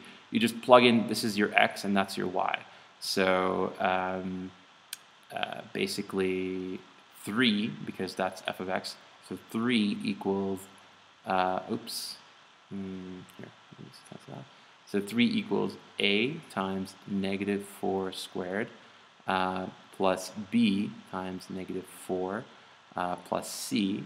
So that's equal to 16a minus 4b plus c. And since it's equal to 3, we can just write that over there. So we've shown that this is what they're looking for. The points Q3 also write two other linear equations. So once again, we just have to plug them in. So let's do it for Q. So Q is equal to 3 is equal to, so it's ax squared. So since x is 6, this is going to be 36a. Since bx, so it's going to be 6b and plus c. right? So that's one equation. Oops. That's one equation. Let's get the other one with this point. So y is equal to -1, and the x value is -2. -2 squared is 4, so it's 4a. And b times -2 is -2b, and then plus c. So we have our second equation. Now, these two equations can be written in the form, so this is matrices, so that's no longer part of the curriculum, so I'm not going to do this one. And part D, write f of x in this form. In order to do that, I need the other two equations, so I can't do this one right away. And if you do number 29, again, this is in matrix form, so this is no longer part of the curriculum, so I'm not going to do this one. Okay, express this in the form of that. So in other words, the standard form into the vertex form. Same trick as before. X is equal to -b over 2a. So b is 12, so negative of -12 is positive 12 over 2a, which is 2 times 2, so that's 4, so it's equal to 3. So the x-coordinate of the vertex is 3. If we want to find the y-coordinate of the vertex, just plug it back in. So y is equal to 2 times 3 squared minus 12 times 3 plus 23. So it's equal to 9, so that's 18. This is 36 plus 23, so it's -18 plus 23, and that is equal to 5, right? So in other words, C is 3 and D is 5. So if I had to write this in this form, it'd be 2x minus 3 squared plus 5, and that's our solution for the vertex form. Okay, the graph of y equals x squared is transformed into this graph. So in other words, the same equation here by the transformation of vertical stretch by a scale factor of k, then a horizontal translation by p, and a vertical translation by q. Okay, so in other words, we are trying to go from x squared to 2x squared minus 12x plus 23. But another way of saying this is also x squared is, since this is equal, it's 2x minus 3 squared plus 5. So if you observe, k is the vertical stretch. This right here is the vertical stretch. So k is equal to 2. It's a horizontal translation of p units. So this is x minus 3, which means it's been moved 3 units to the right. So p is equal to 3. And a vertical translation of q units, that's 5. So this is equal to 5, and we're done. Okay, the quadratic equation f is defined by that, right in the form of that. Okay, because I have a little bit more room, I'm just going to use this one over here. So same deal as before, right? X is equal to -b over 2a. Use this trick if you can. You don't have to complete the square because they don't require you to. They didn't say complete the square, they just said get into this form. So negative of -12 divided by 2 times 3. So that's equal to 12 over 6, which is equal to 2. So the x-coordinate of the vertex is 2. In other words, h here is 2. So in order to find k, we just take this 2 and plug it into the standard form. So y is equal to 3 times 2 squared minus 12 times 2 plus 11. So it's equal to 2 squared is 4, 4 times 3 is 12, minus 24 plus 11. That's equal to -12 plus 11, which is equal to -1. So k is equal to, oh, hold on, this says minus k. So we got to be a little bit careful. So, how do I do this? Okay, so the equation is, okay, so it's already in this form. Okay, I'll explain why there's a bit of confusion here, but this is basically equal to 3. 3x minus 2 squared minus 1, right? So over here, if you observe, minus k is equal to minus 1. Minus k over here is equal to minus 1 over here. So k is equal to 1. So I don't know if it'll come up in the next thing or not, but just something to keep in mind. The graph of f is translated, so this graph is translated 3 units in the positive x direction and 5 units in the positive y direction. Find the function g of the translated graph, giving your answer in the form. So in other words, really what's happening is that this is being moved 3 units to the right and 5 up. So let's write the vertex down. So the vertex is 2, -1, right? And what they're saying is that this vertex, essentially, there's no stretch, so we can just move the vertex itself. What they're saying is that this vertex, which is 2, -1, is being moved 3 units to the positive x direction. So in other words, from here, if we add 3, we would get 5. And then it says it's being moved 5 units in the positive y direction. So from -1, if we add 5, we get 4. So this is the new vertex. So if we want an equation for g of x this is the vertex for g. So it has the same stretch because we didn't do anything to the stretch, and it's going to be x minus 5 squared plus 4. And that's our equation for g. All right, we have a few more problems left, so let's try to get through them. Let's do this. The following diagram shows part of the graph of that with the vertex v. So this is this graph right here, 5 minus x squared, and that's the vertex v 0, 5. So that's 0, 5 right there. Its image y is equal to gx after translation with the vector of hk has the vertex 3, 6. So this is the image. In other words, we start with this function, we do some transformation, and then we get this function. So the vertex of t is 3, 6. So write down the values of h and k. So really what we've done is there's been no stretch because they've only said that there was a translation. So we really moved from 0, 5 to 3, 6, right? So I'm just going to use a different color. So if I wanted to change the x, right, to go from 0 to 3, I had to add 3. If I want to go from 5 to 6 in the y direction, I just have to add 1, right? So therefore, my h value tells you how much you move left or right in the x direction, so I've moved 3. So h is equal to 3. And k, right here, is how much I've moved in the y direction. So I've only moved 1, so k is equal to 1. So write down an expression for g of x. So in other words, I am going from f of x. So f of x is equal to 5 minus x squared. I don't like writing in this form. So what I would prefer to do is x squared plus 5. So we're going from here to this function right here, which is g of x, right? This is g of x, and this is f of x. This is f of x, and let me just draw this in red. This is g of x. Okay, so write down an expression so we're going from here to g of x. And but what did we do to go from f of x?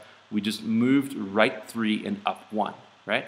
So what that means is let's just do it from a vertex kind of approach. So this is our new vertex, 3, 6. And we didn't do anything to the stretch. We didn't do anything to the stretch at all. We just simply translate it. So the stretch stays the same. So the expression for g of x is simply, we just take this new expression. So it's negative x plus 3 squared plus 6, right? So if you observe, remember, our horizontal transformation was 3 units to the right. So this was our f of x, right? And it's negative x squared plus 5. So really what we did was we moved 3 units to the right. 3 units to the right, so my mistake. So this is not correct. This is x minus 3. Sorry, this is x minus 3. So we moved 3 units to the right. So which means that from this negative here is that negative there. We moved 3 units to the right, so this x becomes x minus 3. Remember that in quadratics, when you put in brackets, x minus 3 means 3 to the right, right? And we moved 1 unit up. So this 5, we add 1 to it and we get 6, which ends up being that vertex anyway, so that's how we get b. Okay. On the diagram, on the same diagram, sketch the graph of y is equal to g of negative x. So what this means, when you have g of negative x, it's a reflection across the y-axis. Okay, not the x-axis, but a reflection across the y-axis.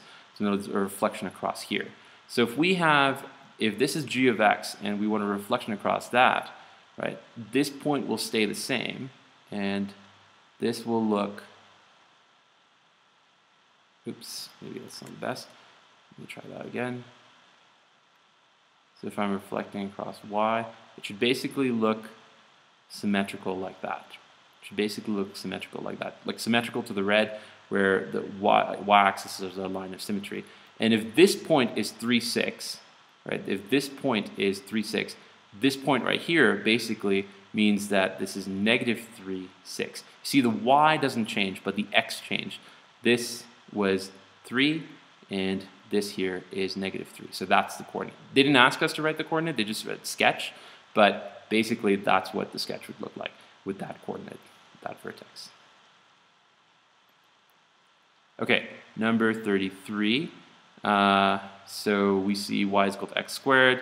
We see this one. So whenever you see something in this form, I personally like to change it. I don't like to write in this form. So I do negative 3x minus 4 squared plus 5. And what that tells me is that there's a vertical stretch of negative 3, there's a reflection across the x-axis, a vertical stretch of 3, 4 units to the right, and 5 units up. Okay, so the graph of x squared, so this may be transformed to this by these transformations. So this is why writing in this way is very, very helpful. So a reflection across y equals 0. So what that means is y equals 0 is simply the x-axis, right? And why is there that reflection? Because of that negative right there. A vertical stretch of the scale factor of k. We know that k is 3 right here. Horizontal translation of p units. So since it's x minus 4, it's 4 units to the right. So p is 4. And a vertical translation of q units, so that's 5. So we pretty much have our answers right here. So k is equal to 3, and not negative 3, right? We don't have to say negative because the reflection was already done. The negative refers to only the reflection. 3 is the vertical stretch itself. P is equal to it's the number of units to the right, so it's 4 to the right, and Q is number of units up, so it's 5 up, so 3, 4, 5, and that's our answer. Okay, number 34, we have to show that this vertex form is that standard form. So this is easy, we just simply have to expand it. So if I expand this, I get 3x squared plus 2x plus 1 minus 12. And if I expand that, I get 3x squared plus 6x plus 3 minus 12, and it's equal to 3x squared,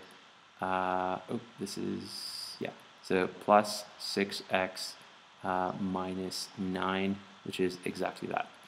Okay, for the graph of f, write down the coordinates of the vertex. So this is vertex form. So we pretty much already have the coordinates of the vertex. This is plus 1, so we know it's minus 1 here. And this is minus 12, and we just keep that as is. So that's that. So that's the coordinates of the vertex.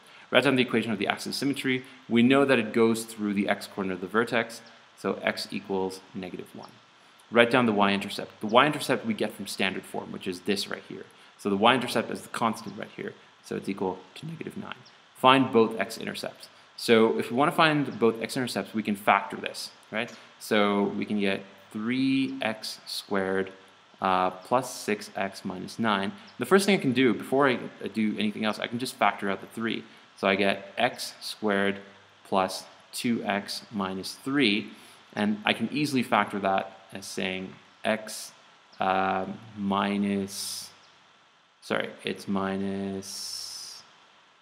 3, and it's x plus 1. Oh, sorry, this is x plus 3, my mistake. This should be x minus 1. The reasons why is positive 3 times negative 1 is negative 3, and positive 3 plus negative 1 is positive 2, so that's that. So if we want to find the x-intercepts, we have to set each of them to 0. So x plus 3 is equal to 0, so x equals negative 3. That's one solution. And the second one is x minus 1 equals 0, so x equals 1, and that's our second solution. So find both x-intercepts. So x is equal to 1 comma negative 3, and those are our solutions. Okay, I'm just going to erase this because I feel I need a little bit of room. Okay, but you can always scroll back in the video and figure out how I did that.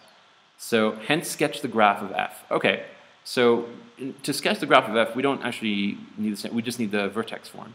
So oh, actually, well, we have all the points here. So the vertex is -1, 12. So -1, -12 will be right here. So I'll just put that as -12.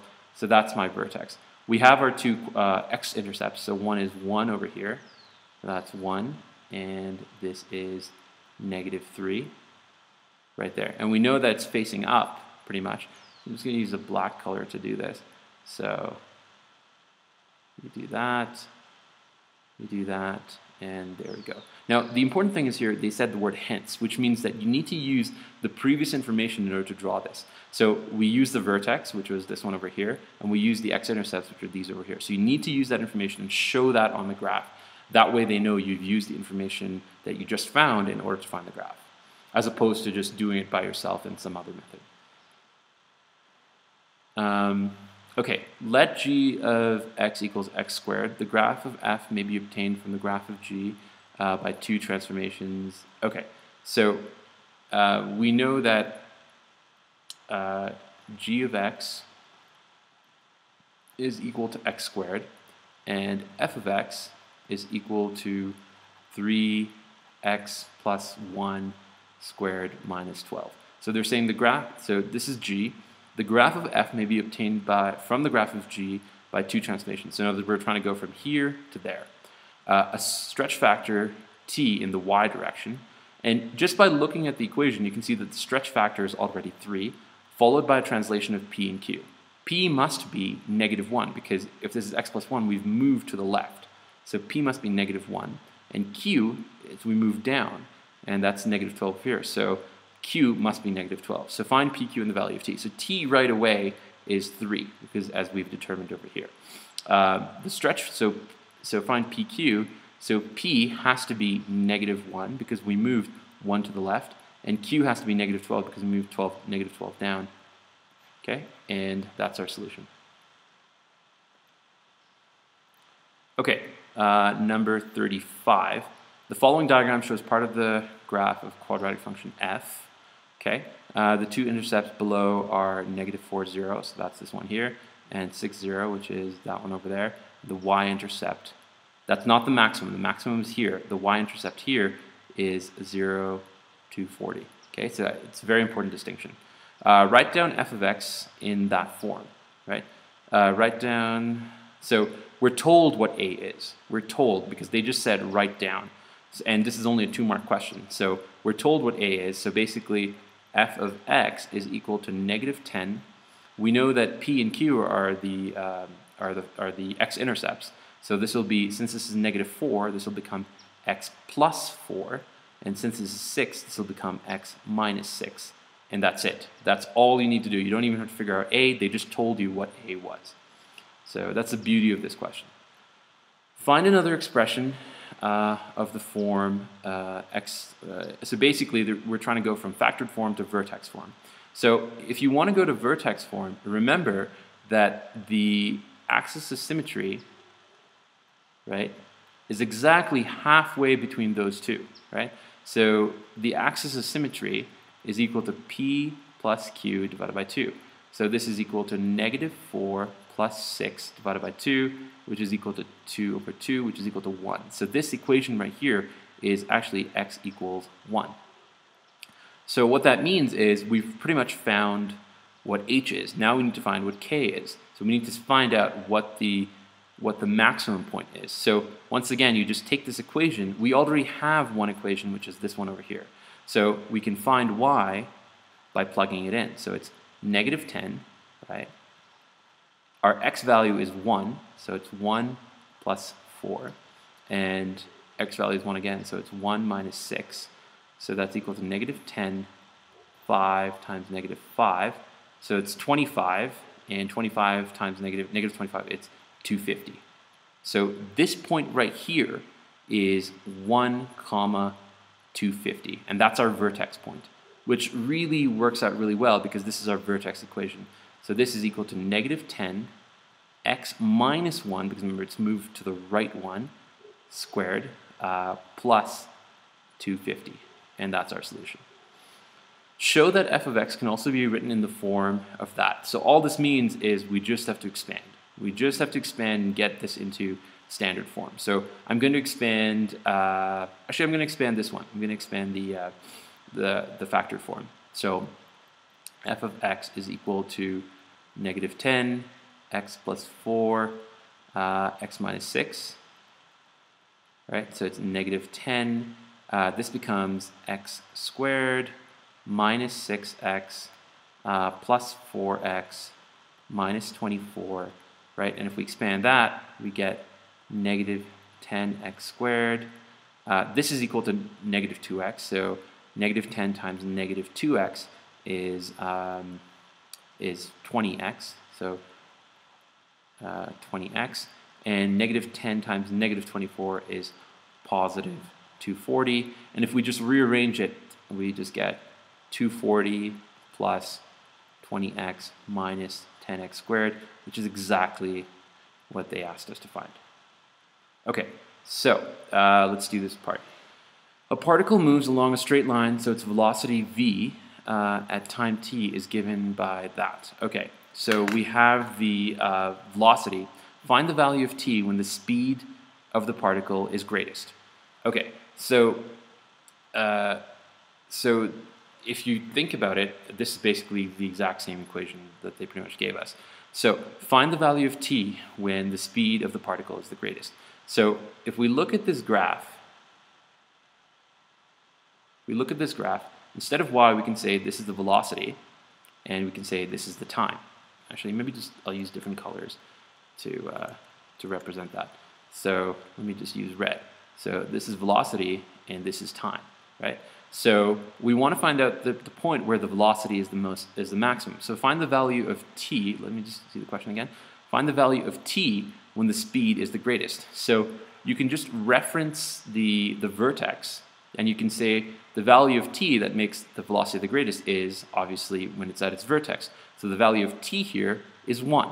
So the answer to this question is that t is equal to 1. Find the acceleration of the particle when its speed is 0. So if this is v of t, which is equal to 240 plus 20x minus 10x squared. So the acceleration is the derivative of the velocity. So a of t is equal to so this goes away, so this becomes 20 minus 20x. So that's the acceleration. So v prime of t is basically equal to that. Now, they said find the acceleration. So we found the acceleration equation, but we didn't find the acceleration when its speed is 0. So if we look over here,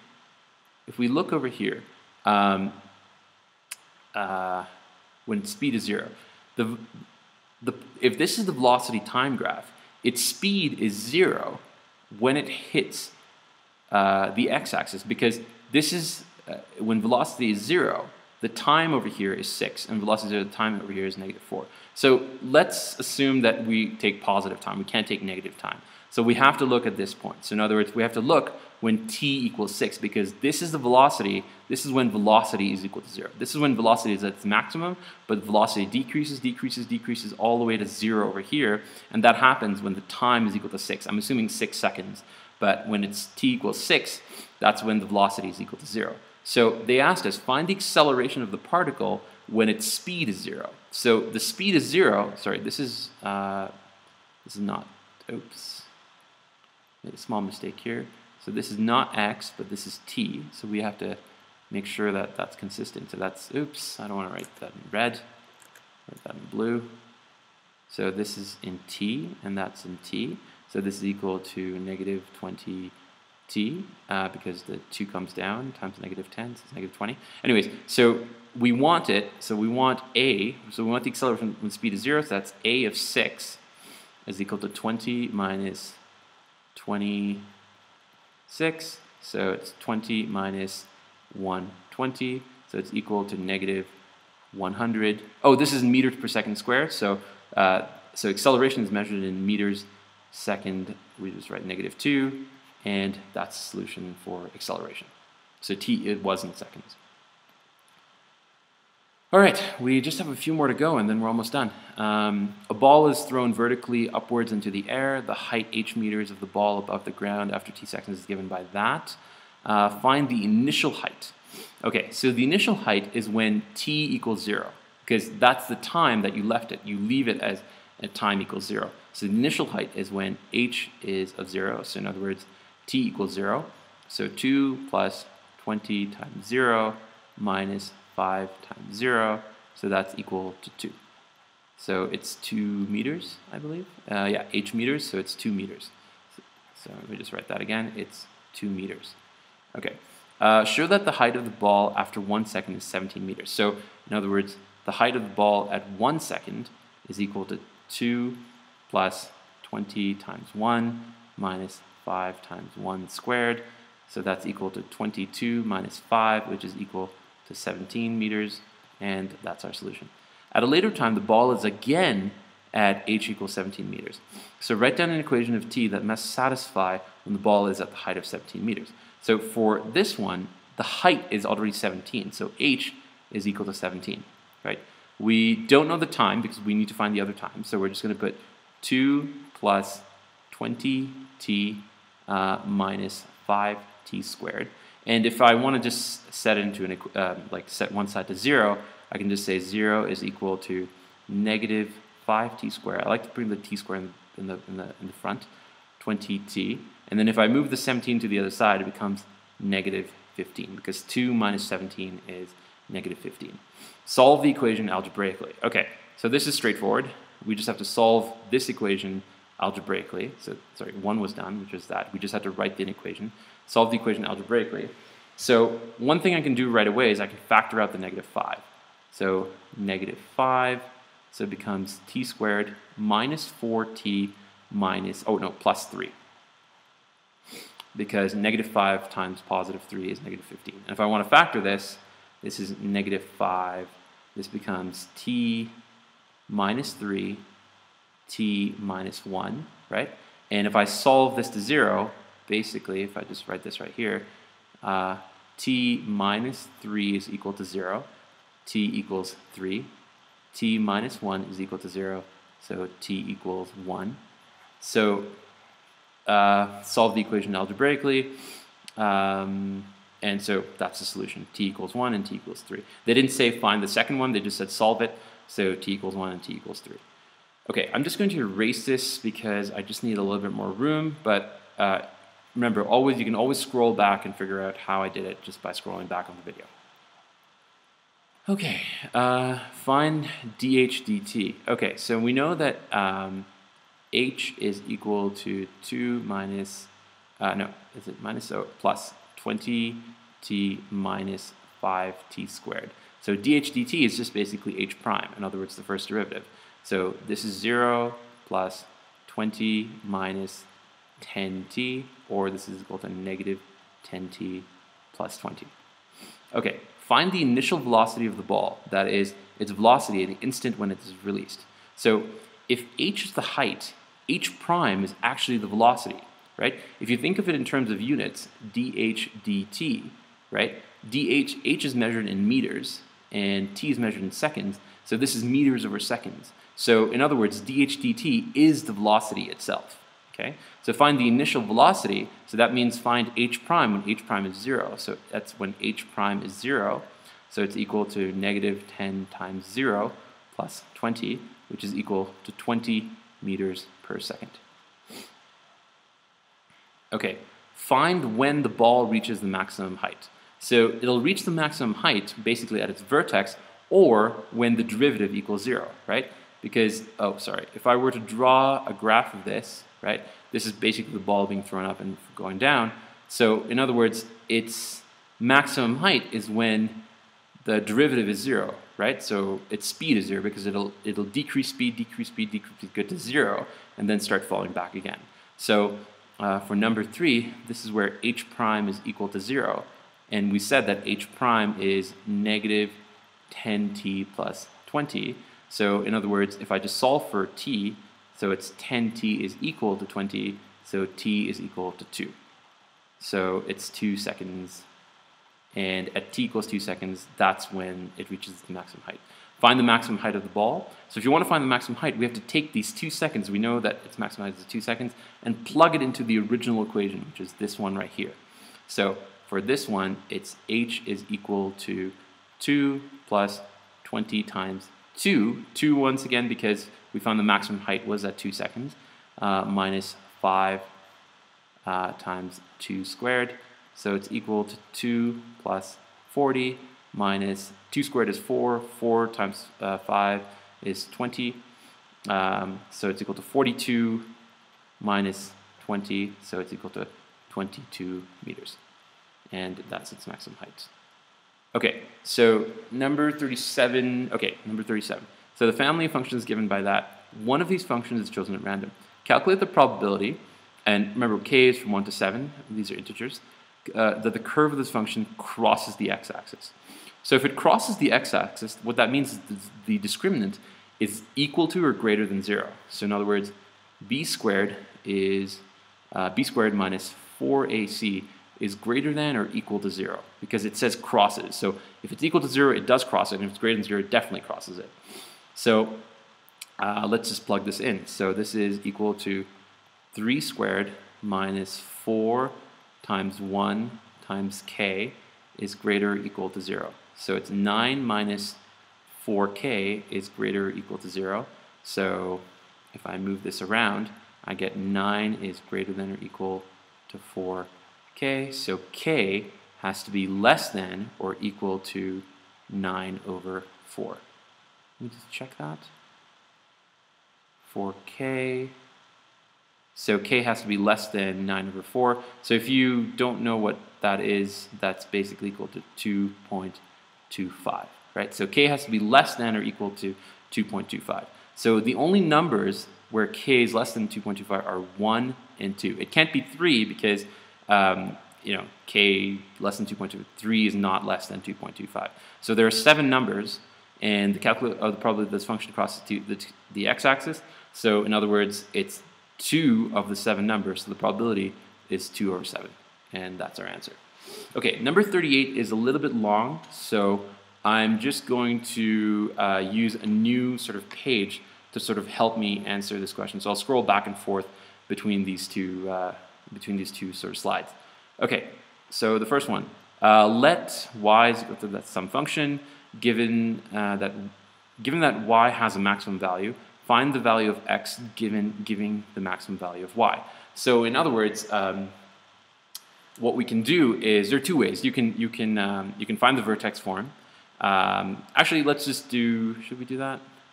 Negative b. Yeah, let's just do that. So given the value of x, that gives the maximum value of y. So we can use x equals negative b over 2a. Right. The reason why we can use that is because this is the line through the vertex, and we want the x-coordinate of the maximum value, which is the vertex basically, and so we can just use that. So it's plus 160, so it's negative 160 over 2 times a, so 2 times negative 16, and if you just do this, this is basically half times 10, which is equal to 5. So the x-coordinate is 5. Now find the maximum value of y. If we want, so basically this is 5. The maximum value of y is we can just plug that into this equation.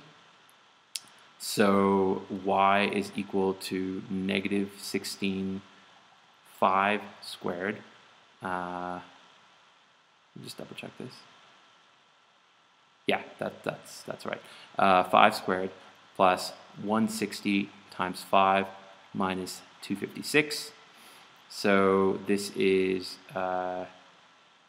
negative 16 times 25 plus, this is really, another way of saying 160 times 10 is really 16 times, 160 times 5 is another way of saying that is,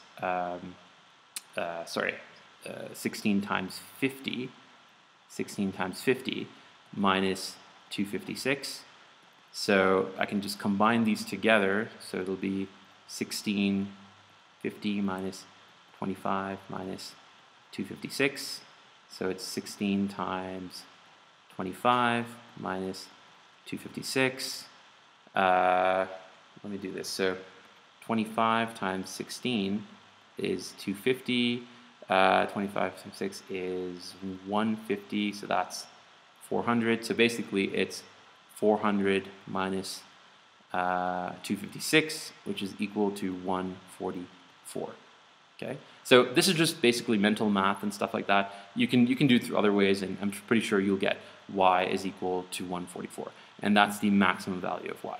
So what I'm going to do is, just because, well, no, it's fine. I don't need the space. So y is equal to 144, and x is equal to 5. Okay, so now we have this triangle. The triangle xyz, or xyz, xz is equal to 6, so that's 6. yz is equal to x, and xy is equal to z, as shown below. The perimeter of the triangle xyz is 16. So express z in terms of x. Now, this is where I'm going to use the next page. So they've told us that there's, I'm just going to draw this again, maybe just for clarification. So this is, oops, here's the diagram, x, y, z, and that's x. Okay, good.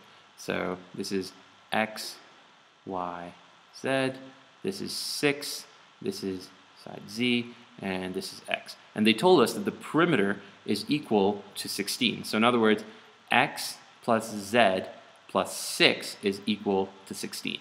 Now question A said express z in terms of x. So if we just go back to the question, it says express z in terms of x.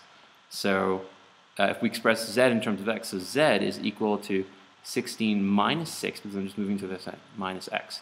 Minus x, so it's equal to 10 minus x. And that's our solution for A. Okay, let's do B. So now they said, using the cosine rule, express z squared in terms of x and cos z. Okay, so express z squared in terms of x and cos of z. So if you recall the cosine rule, it was basically something like a squared is equal to b squared plus c squared minus 2bc cos of angle A. And what's important is that b and c are the two sides that contain angle A. So in this case, the angle over here is basically angle z, and the two sides are 6 and x, and A over here is just basically z. So if I write this way, z squared is equal to b squared, so that's 6 squared, plus x squared minus 2 times 6 times x cos of angle z. Right? So let's just simplify this. So we get 36 plus x squared minus 12x cos of z. And that's it. So we have expressed z squared in terms of x and cos z. Hence, show that cos z is equal to 5x minus 16 over 3x. Okay, so we have to now show that cos z, sorry, this is z squared. So let me just go back to blue. So we have to show that this one is equal to some expression. Okay, so let's do this. So if we move everything over, we get z squared minus x squared minus 36 all over, if I divide by negative 12x, is equal to cos of z. So let's just go back here, and we see that we want 5x minus 16 over 3x, and over here, what do we get? We get z squared minus x squared minus 36 over 12x. So our problem is that we see a z still, and in the other one, we don't see a z, we just see x. So how can we convert this x, the z into x? Well, that's where part A comes into play, because we know that z is equal to 10 minus x. So what we're going to have to do is, instead of z squared, we're going to have to replace it with 10 minus x. Right, so I'm just going to rewrite this first. So just put cos z. All I'm doing is just rearranging it. So z squared minus x squared minus 36 over negative 12x. So we know that z is 10 minus x because we just scroll up right here. It's 10 minus x. So I'm just going to plug that in. So it's 10 minus x squared minus x squared minus 36 all over negative 12x. And if I expand that, you get 100 minus 20x minus x squared minus x squared minus 36 all over negative 12x, which is equal to minus 2x squared minus 20x plus the 100 minus 36 is 64 over negative 12x. What you can do is we're going to divide everything. Sorry, I just want to make sure I'm on the right track here. Minus 16. Okay, have I done that right? Oh, I'm sorry. I made a mistake here. So when I expand, this is supposed to be plus. This is supposed to be plus. So what that would do is it would cancel these two things out, so this wouldn't exist at all. Okay, so we're left with this. We're left with this, and okay. So once we have this, we can divide it. I like having everything the x's in positive. So if I multiply the top and bottom by -1, basically what I get is 20x minus 64 over 12x, right? And what we can do right here is we can divide everything by 4. Like each of these is divisible by 4. 20 is divisible by 4, so is 12, so is 64. So 20 divided by 4 is 5x. 64 divided by 4 is 16, and 12 divided by 4 is 3x, and that's exactly what we want. We want 5x minus 16 over 3x, which is exactly what we get here. 5x minus 16 is equal to 3x. Now, let the area of the triangle xyz be A. So show that a squared is equal to 9x squared sine squared z. Okay. So if we want the area of the triangle, now they set it with respect to z. So if you remember, one of the formulas for finding the area of a triangle, so I'm just going to put this as d, the area of a triangle is equal to half AB sine C, right? So for example, if I have a triangle like this, where this is C, this is A, this is B, and this is side C, this is angle A, this is angle B. So A times B times half sine of that will give me that. So in our case, our triangle is really very similar to that, right? We want Z over here, we have 6 here, we have X over here.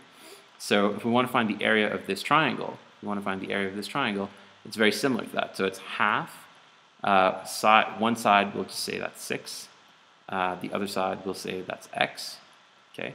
And this side is angle, so sine of Z. So A is equal to that. So in other words, A is equal to 3x sine Z. Now, what they asked us was not A is equal to that. They asked us for A squared. So if I square both sides, all I get is A squared is equal to 9x squared sine squared Z. Okay? Which is, if you look back at the question, which is exactly what they want. A squared is equal to 9x squared sine squared z, which is exactly what we have. Now, hence show that a squared is equal to this expression right here. So, okay, so this is like a very tricky part. Okay, this is a very tricky part. So I need to show you something else in order to sort of help solve that. Okay, so basically we have this expression a squared is equal to that, right? And we need to somehow, everything, if you notice in the other equation, was, let me just actually write that down. It was what was it? It was negative 16 squared plus 160x minus 256, which is, okay, which is negative 16x squared plus 160x minus 256. So somehow we have to go from here to here, okay? So it's a little bit tricky, but I'm going to show you how we get that. Okay, so the real trick is somehow we have to convert the sine x squared to some form of z. And at first you might go like, okay, well, how do we do this? But here's the trick. If you see sine x squared, if you look at all the information we've been given, we have sine x squared and we have some expression for cos of z, right? We have cos of z is equal to something in terms of x, but we don't have anything for sine squared of z. So one thing to remember is, remember the Pythagorean identity, which is basically, sine square theta plus cos square theta is equal to 1. Now we have sine squared z, so let's just put everything in terms of z. So sine squared z plus cos square z is equal to 1. So if we want to find something for sine squared z, sine squared z is equal to 1 minus cos squared z. Now, do we have something for, so what that really means is 1 minus cos of z squared. So do we have an expression for cos of z? Absolutely, we just found it, I guess it was in part C, which was cos of z, I moved a little too far up, but cos of z is equal to this expression of x. So we can take this and plug that right in to right here. So this is 1 minus, this is 5x minus 16 over 3x squared. All right, so let's solve that. So it's 1 minus, so if we expand this, we get 25x squared. This will be minus 1, so it's 5 times 10 times 2, so this will be 160x plus 256. You need to know how to square that. You need to know how to square that sort of in one step if you want to do it quickly, and over 9x squared. So basically 5x minus 16 squared will give you this, and 3x squared will give you 9x squared over there, right? Now if we want the same denominator, basically it's 9x squared minus 25x squared plus, or actually let's put the same denominator, which is 9x squared. So this basically became, you know what, I'll just do it step by step so it's clear. So this is 9x squared over 9x squared. 1 is just basically 9x squared over 9x squared.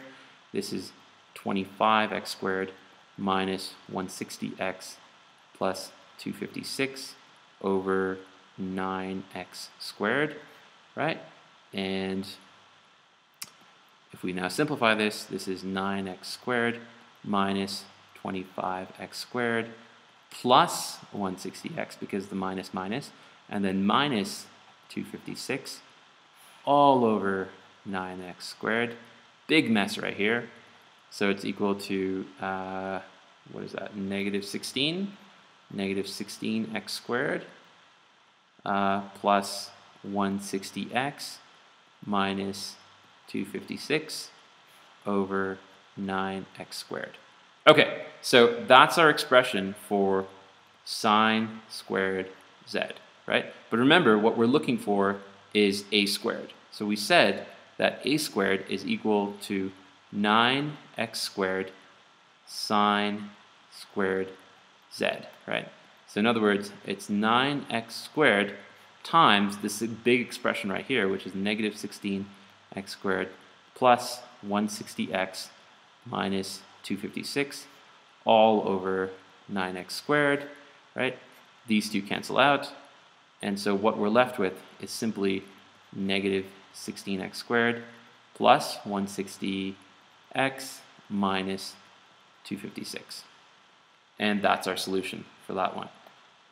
This is definitely a hard problem, I will say. So if you didn't get it in the first try, don't worry, you know, this is just the nature of the problem. So we got the D. Now, hence, write down the maximum area of the triangle for triangle XYZ. So this sort of goes back, if you observe this one, is really, basically we're going back to part A, where we were asked to find the maximum value of y, which we found was 144, right? So the question says, find the maximum value of A, right? So what is that? This is F now? I forget. Is this F now? Yeah, it's F. Oops. Okay, so for F, so we know that a squared is equal to negative 16x squared plus 160x minus 256. So we know the max value of a squared is equal to 144. But we're not looking for the max value of a squared, we're looking for the max value of a. So the max value of a must be the square root of 144, and that's equal to 12. So this is 12 square units. Remember, we express area in terms of square units. And let's look at that. And what type of triangle is the triangle with the maximum area? So let's go back here. What type of triangle is this? So we have now, if we have the maximum value of a, we also have the value of x that gives us that, which is 5, right? So remember that we did this kind of thing. So going back to, going back to this sort of just goes back to the very origins of the triangle. So we know the max value of a is 144, and the max value that gives us a is x equals 5. I don't know if this was a or b or g, but it doesn't really matter. So x equals 5. So if we draw the triangle again, this was 6, this was 5, and if you remember, the perimeter of the entire triangle was 16. So 6 plus 5 is 11, and 11 plus 5 is that. So what type of triangle is this? This is an isosceles triangle. An isosceles triangle, because these two sides are the same, this type of triangle, because remember, x plus z plus 6 is equal to 16. They told us that the perimeter is 16. So if we know that x is 5, if we know that this value is 5, that means z must be also 5 in order to get 16. So this must be an isosceles triangle, and that's what gives us the maximum value. Long problem, tough one, but I'm sure you can think about it and get that. Just go back and just look at what I had just written. All right, I think there are, how many more problems left? All right, just 2 more problems left. Okay, so obviously when we get to the end, the last few problems are going to be tough. So let's do number 39 and 40, and we can go home. All right, so consider the equation, that equation. For what values of k does it have 2 equal roots? So once it has 2 equal roots, it means the discriminant is equal to 0. Okay, I'm going to use a new page to do that. So the equation is 4x squared plus kx plus 1. So for 39a, so it's 4x squared plus, what is it again?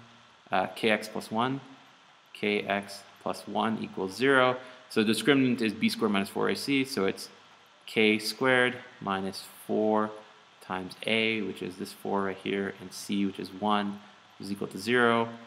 K squared minus 16 is equal to 0, so k is equal to plus or minus 4. All right, so that's our solution. For what values of k? Perfect. Okay, so let f be this equation right here. 2 cos 2 theta, and it's between negative 360 to positive 360. Show that this function can be written as that. Okay, so let's do b. So b is, the original function is f of theta is equal to 2 cos 2 theta. What is it? What's the rest of it? 4 theta, 4 cos theta plus 3, plus 4 cos theta plus 3. So if you recall, and you can see this in the formula booklet as well, cos 2 theta is basically 2 cos square theta minus 1 plus 4 cos theta plus 3. So we can expand this. So this is 4 cos square theta minus 2 plus 4 cos theta plus 3. So this is equal to 4 cos square theta plus 4 cos theta, and then this will be plus 1. and this is what we were looking for. If you look at B, that's exactly what we have right there. Okay, consider this equation where f of theta is equal to 0 from negative 360 to 360. How many distinct values of this satisfy the equation? So this kind of sort of goes back to this one over here where we found 4x squared, and we found that the k values were sort of k values were plus or minus 4. So if you look at it, it's kind of similar, but instead of x, we have cos theta. So x squared would be cos squared theta. But anyways, that's just something to keep in mind. So we should have just like one answer, but let's take a look. Okay, so C, let's actually look at the question again. C1, how many distinct values? Okay, satisfy this equation. So remember that theta, they've defined it as between negative 360 degrees and 360 degrees. Okay, so we want f of theta, which is 4 cos square theta plus 4 cos theta plus 1 equals 0. So we have to basically, let's try to factor this, right? So this is going to be, it's going to be 2 cos theta? Yes, it's going to be 2 cos theta plus 1 squared is equal to 0. So I guess another way of factoring it is, shouldn't have done that. So another way of factoring this is the following. You can just do 2 cos theta plus 1 times 2 cos theta plus 1 equals 0. So 2 cos theta times 2 cos theta is 4 cos squared theta, and if you just expand it, you'll basically get the same thing over there. So if you notice, since these two are the same, this is just 2 cos theta, 2 cos theta plus 1 squared is equal to 0.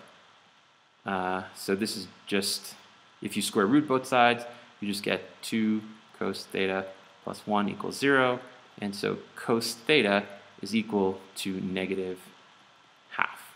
Okay?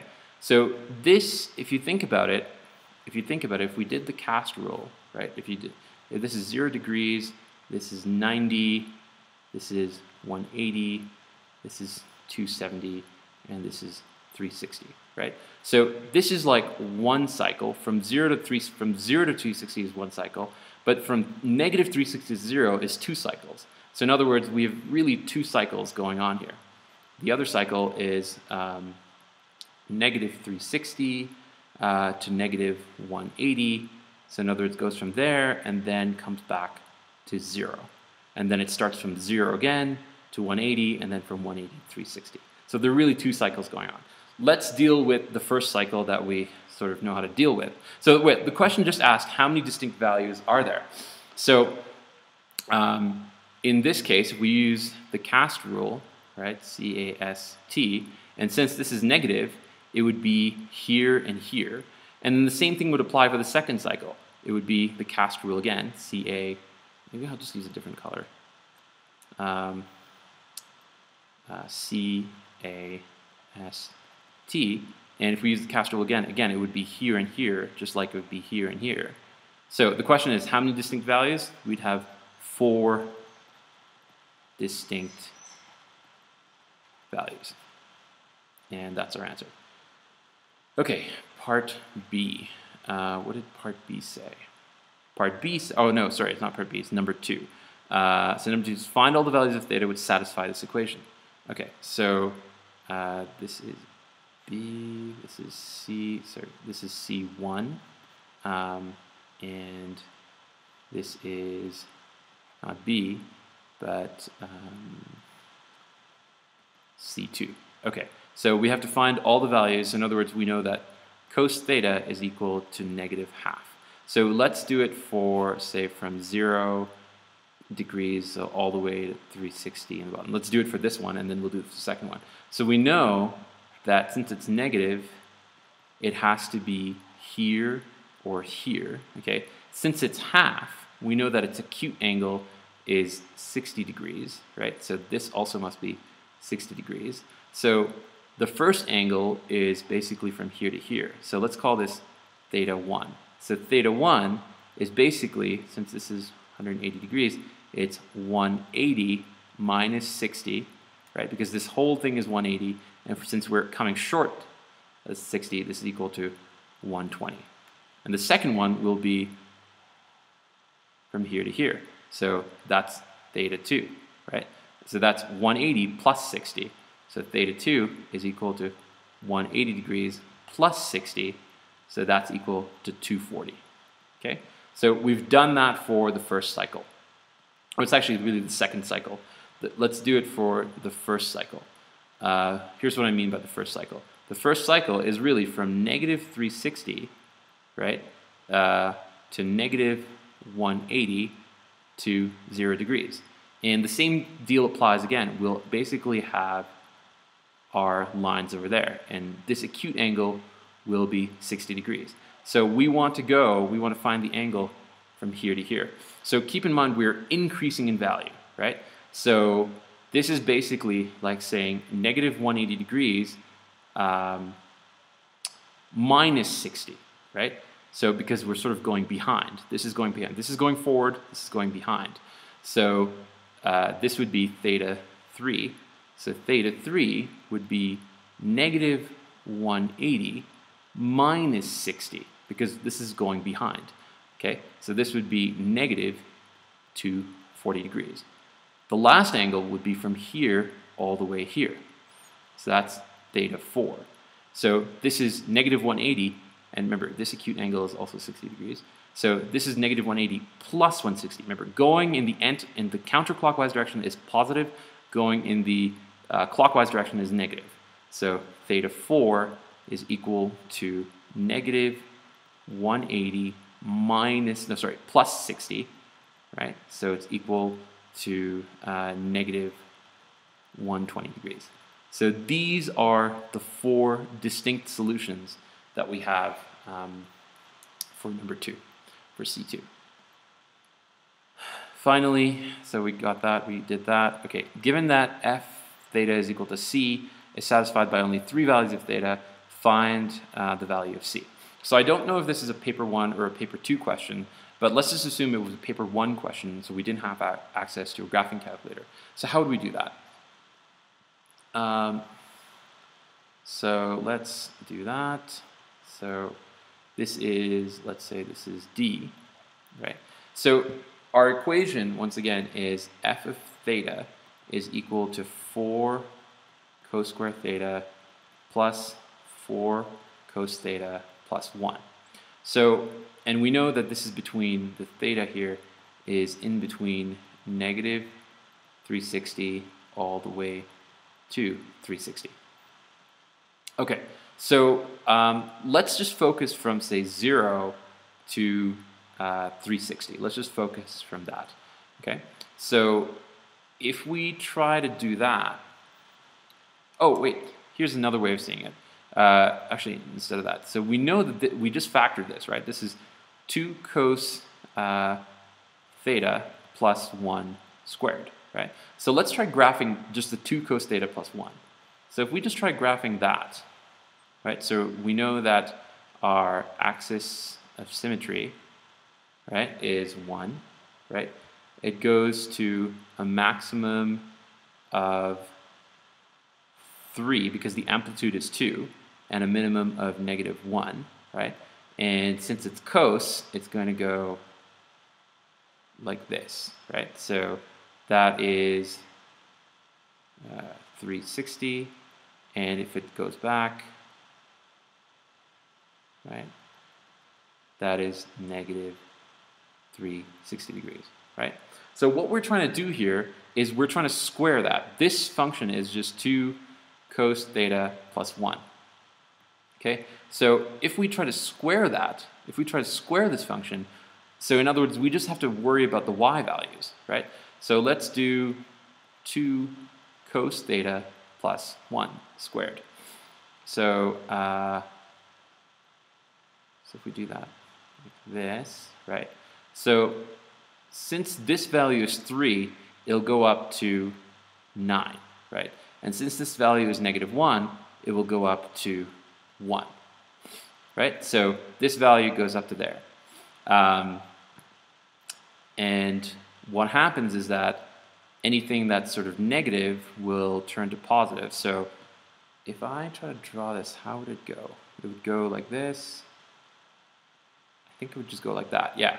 So basically, this part right here would end up here. So it would go down like that. Now, since these are negatives, remember, when you square the negatives, it will become positive. So this will become like that. Oh, wait. Is that... I'm just trying to make sure that this would be right. That's -1 squared, so it would actually go down to here. Oh yeah, this is 0. Sorry, my mistake. So, oops. Okay. So, anyways, from here to here, let's just say, let's just focus from 3 to 1. So from this point onwards to here. So this. Let me just redraw it. Sorry. So that way I'm just confusing everybody. So let me just redraw it right here. So I'll just use a black pen here. So here's the axes, right? Okay. So again, this point is 3. So if I square it, it becomes 9. Okay. This point is 1 right here. So it goes down, and if I square 1, I still get 1, right? I still get 1. So this point right here is 1. So that's, here is here. This point here is here, okay? Let's do this point right here. This is 0, so it would be like that over there. So this point right here would be 0, and that's like that over there. Now, this -1 here would, -1 squared, so in other words, this point here would basically be right there. Because -1 squared is, oh, sorry. -1 squared is 1, so it would bounce back up. So this -1 right here would bounce back up to there, okay? This point right here is 0. This is 0 right here, would go down here, okay? And then finally, this point right here, which is 3, would go up to 9.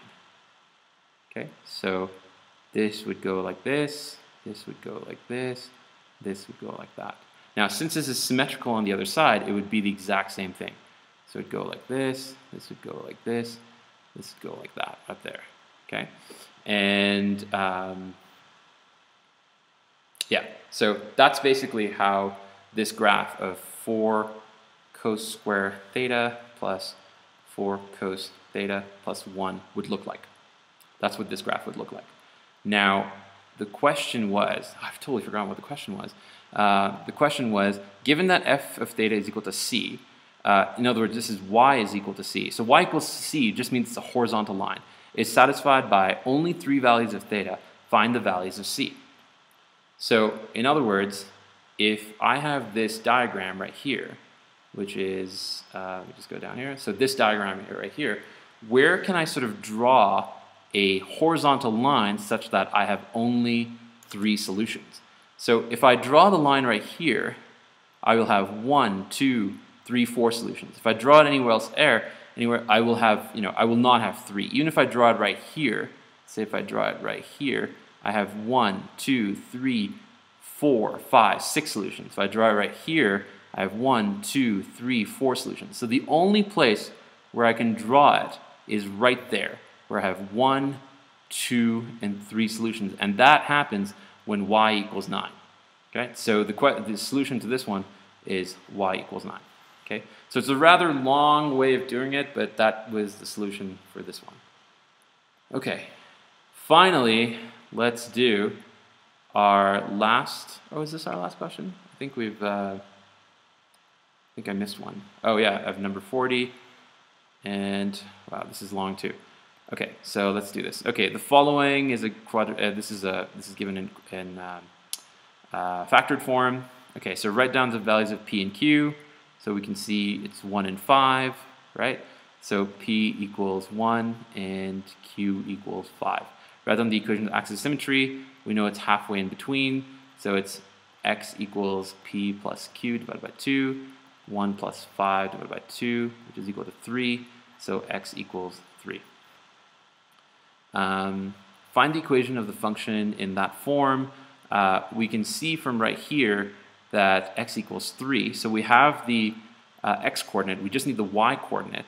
So since the function is y equals x minus 1, because that's plus 1 over there, and x minus 5, we just have to plug in the x equals 3 here. So it's 3 minus 1, 3 minus 5, which is equal to negative 2, times 2, which is negative 4. So now we have the y coordinate of this vertex, so basically this point is 3, negative 4. Okay, so this form is y is equal to x minus 3 squared plus 4. So this is done. Find dy dx. So we can just do the derivative of this one, right? And we have to use the chain rule. So it doesn't really matter. So it's 2x minus 3, and the derivative of what's inside is just 1, so that doesn't matter, and that goes away. So it's 2x minus 3, which is 2x minus 6. So that's done. Let t be the tangent of the curve. Find the equation of t. Okay, so at 0, 5. So basically y prime at this point, so in other words, y prime at 0, because that's the x coordinate, is equal to 2 times 0 is equal to negative 6. So the slope at this point is negative 6. So if we have y is equal to mx plus b, the slope is negative 6, the point is 0, 5. So I plug in 5 over there, slope is negative 6, x coordinate is 0 plus b. So this becomes 0, so b equals 5. So the equation of the line t is y is equal to negative 6x plus 5. And that's the solution for that one. Let's do number 41. And I believe this is our last equation. Yeah, this is our last one. This is our last one. So, woohoo, we're almost there. Okay, the diagram below shows this is vertex form. The vertex is 3, 1, so that's 3, 1 right there. Write down the values of h and k. We just have it. H is equal to 3, and k is equal to 1. Right? This is 3, this is 1. It's pretty much given right here. The point 59 is show that a equals 2. Right? So basically, using that point, we have y is equal to a. We have this is x minus 3 because we were just given h plus 1. So just literally plug in that point. 9 equals a.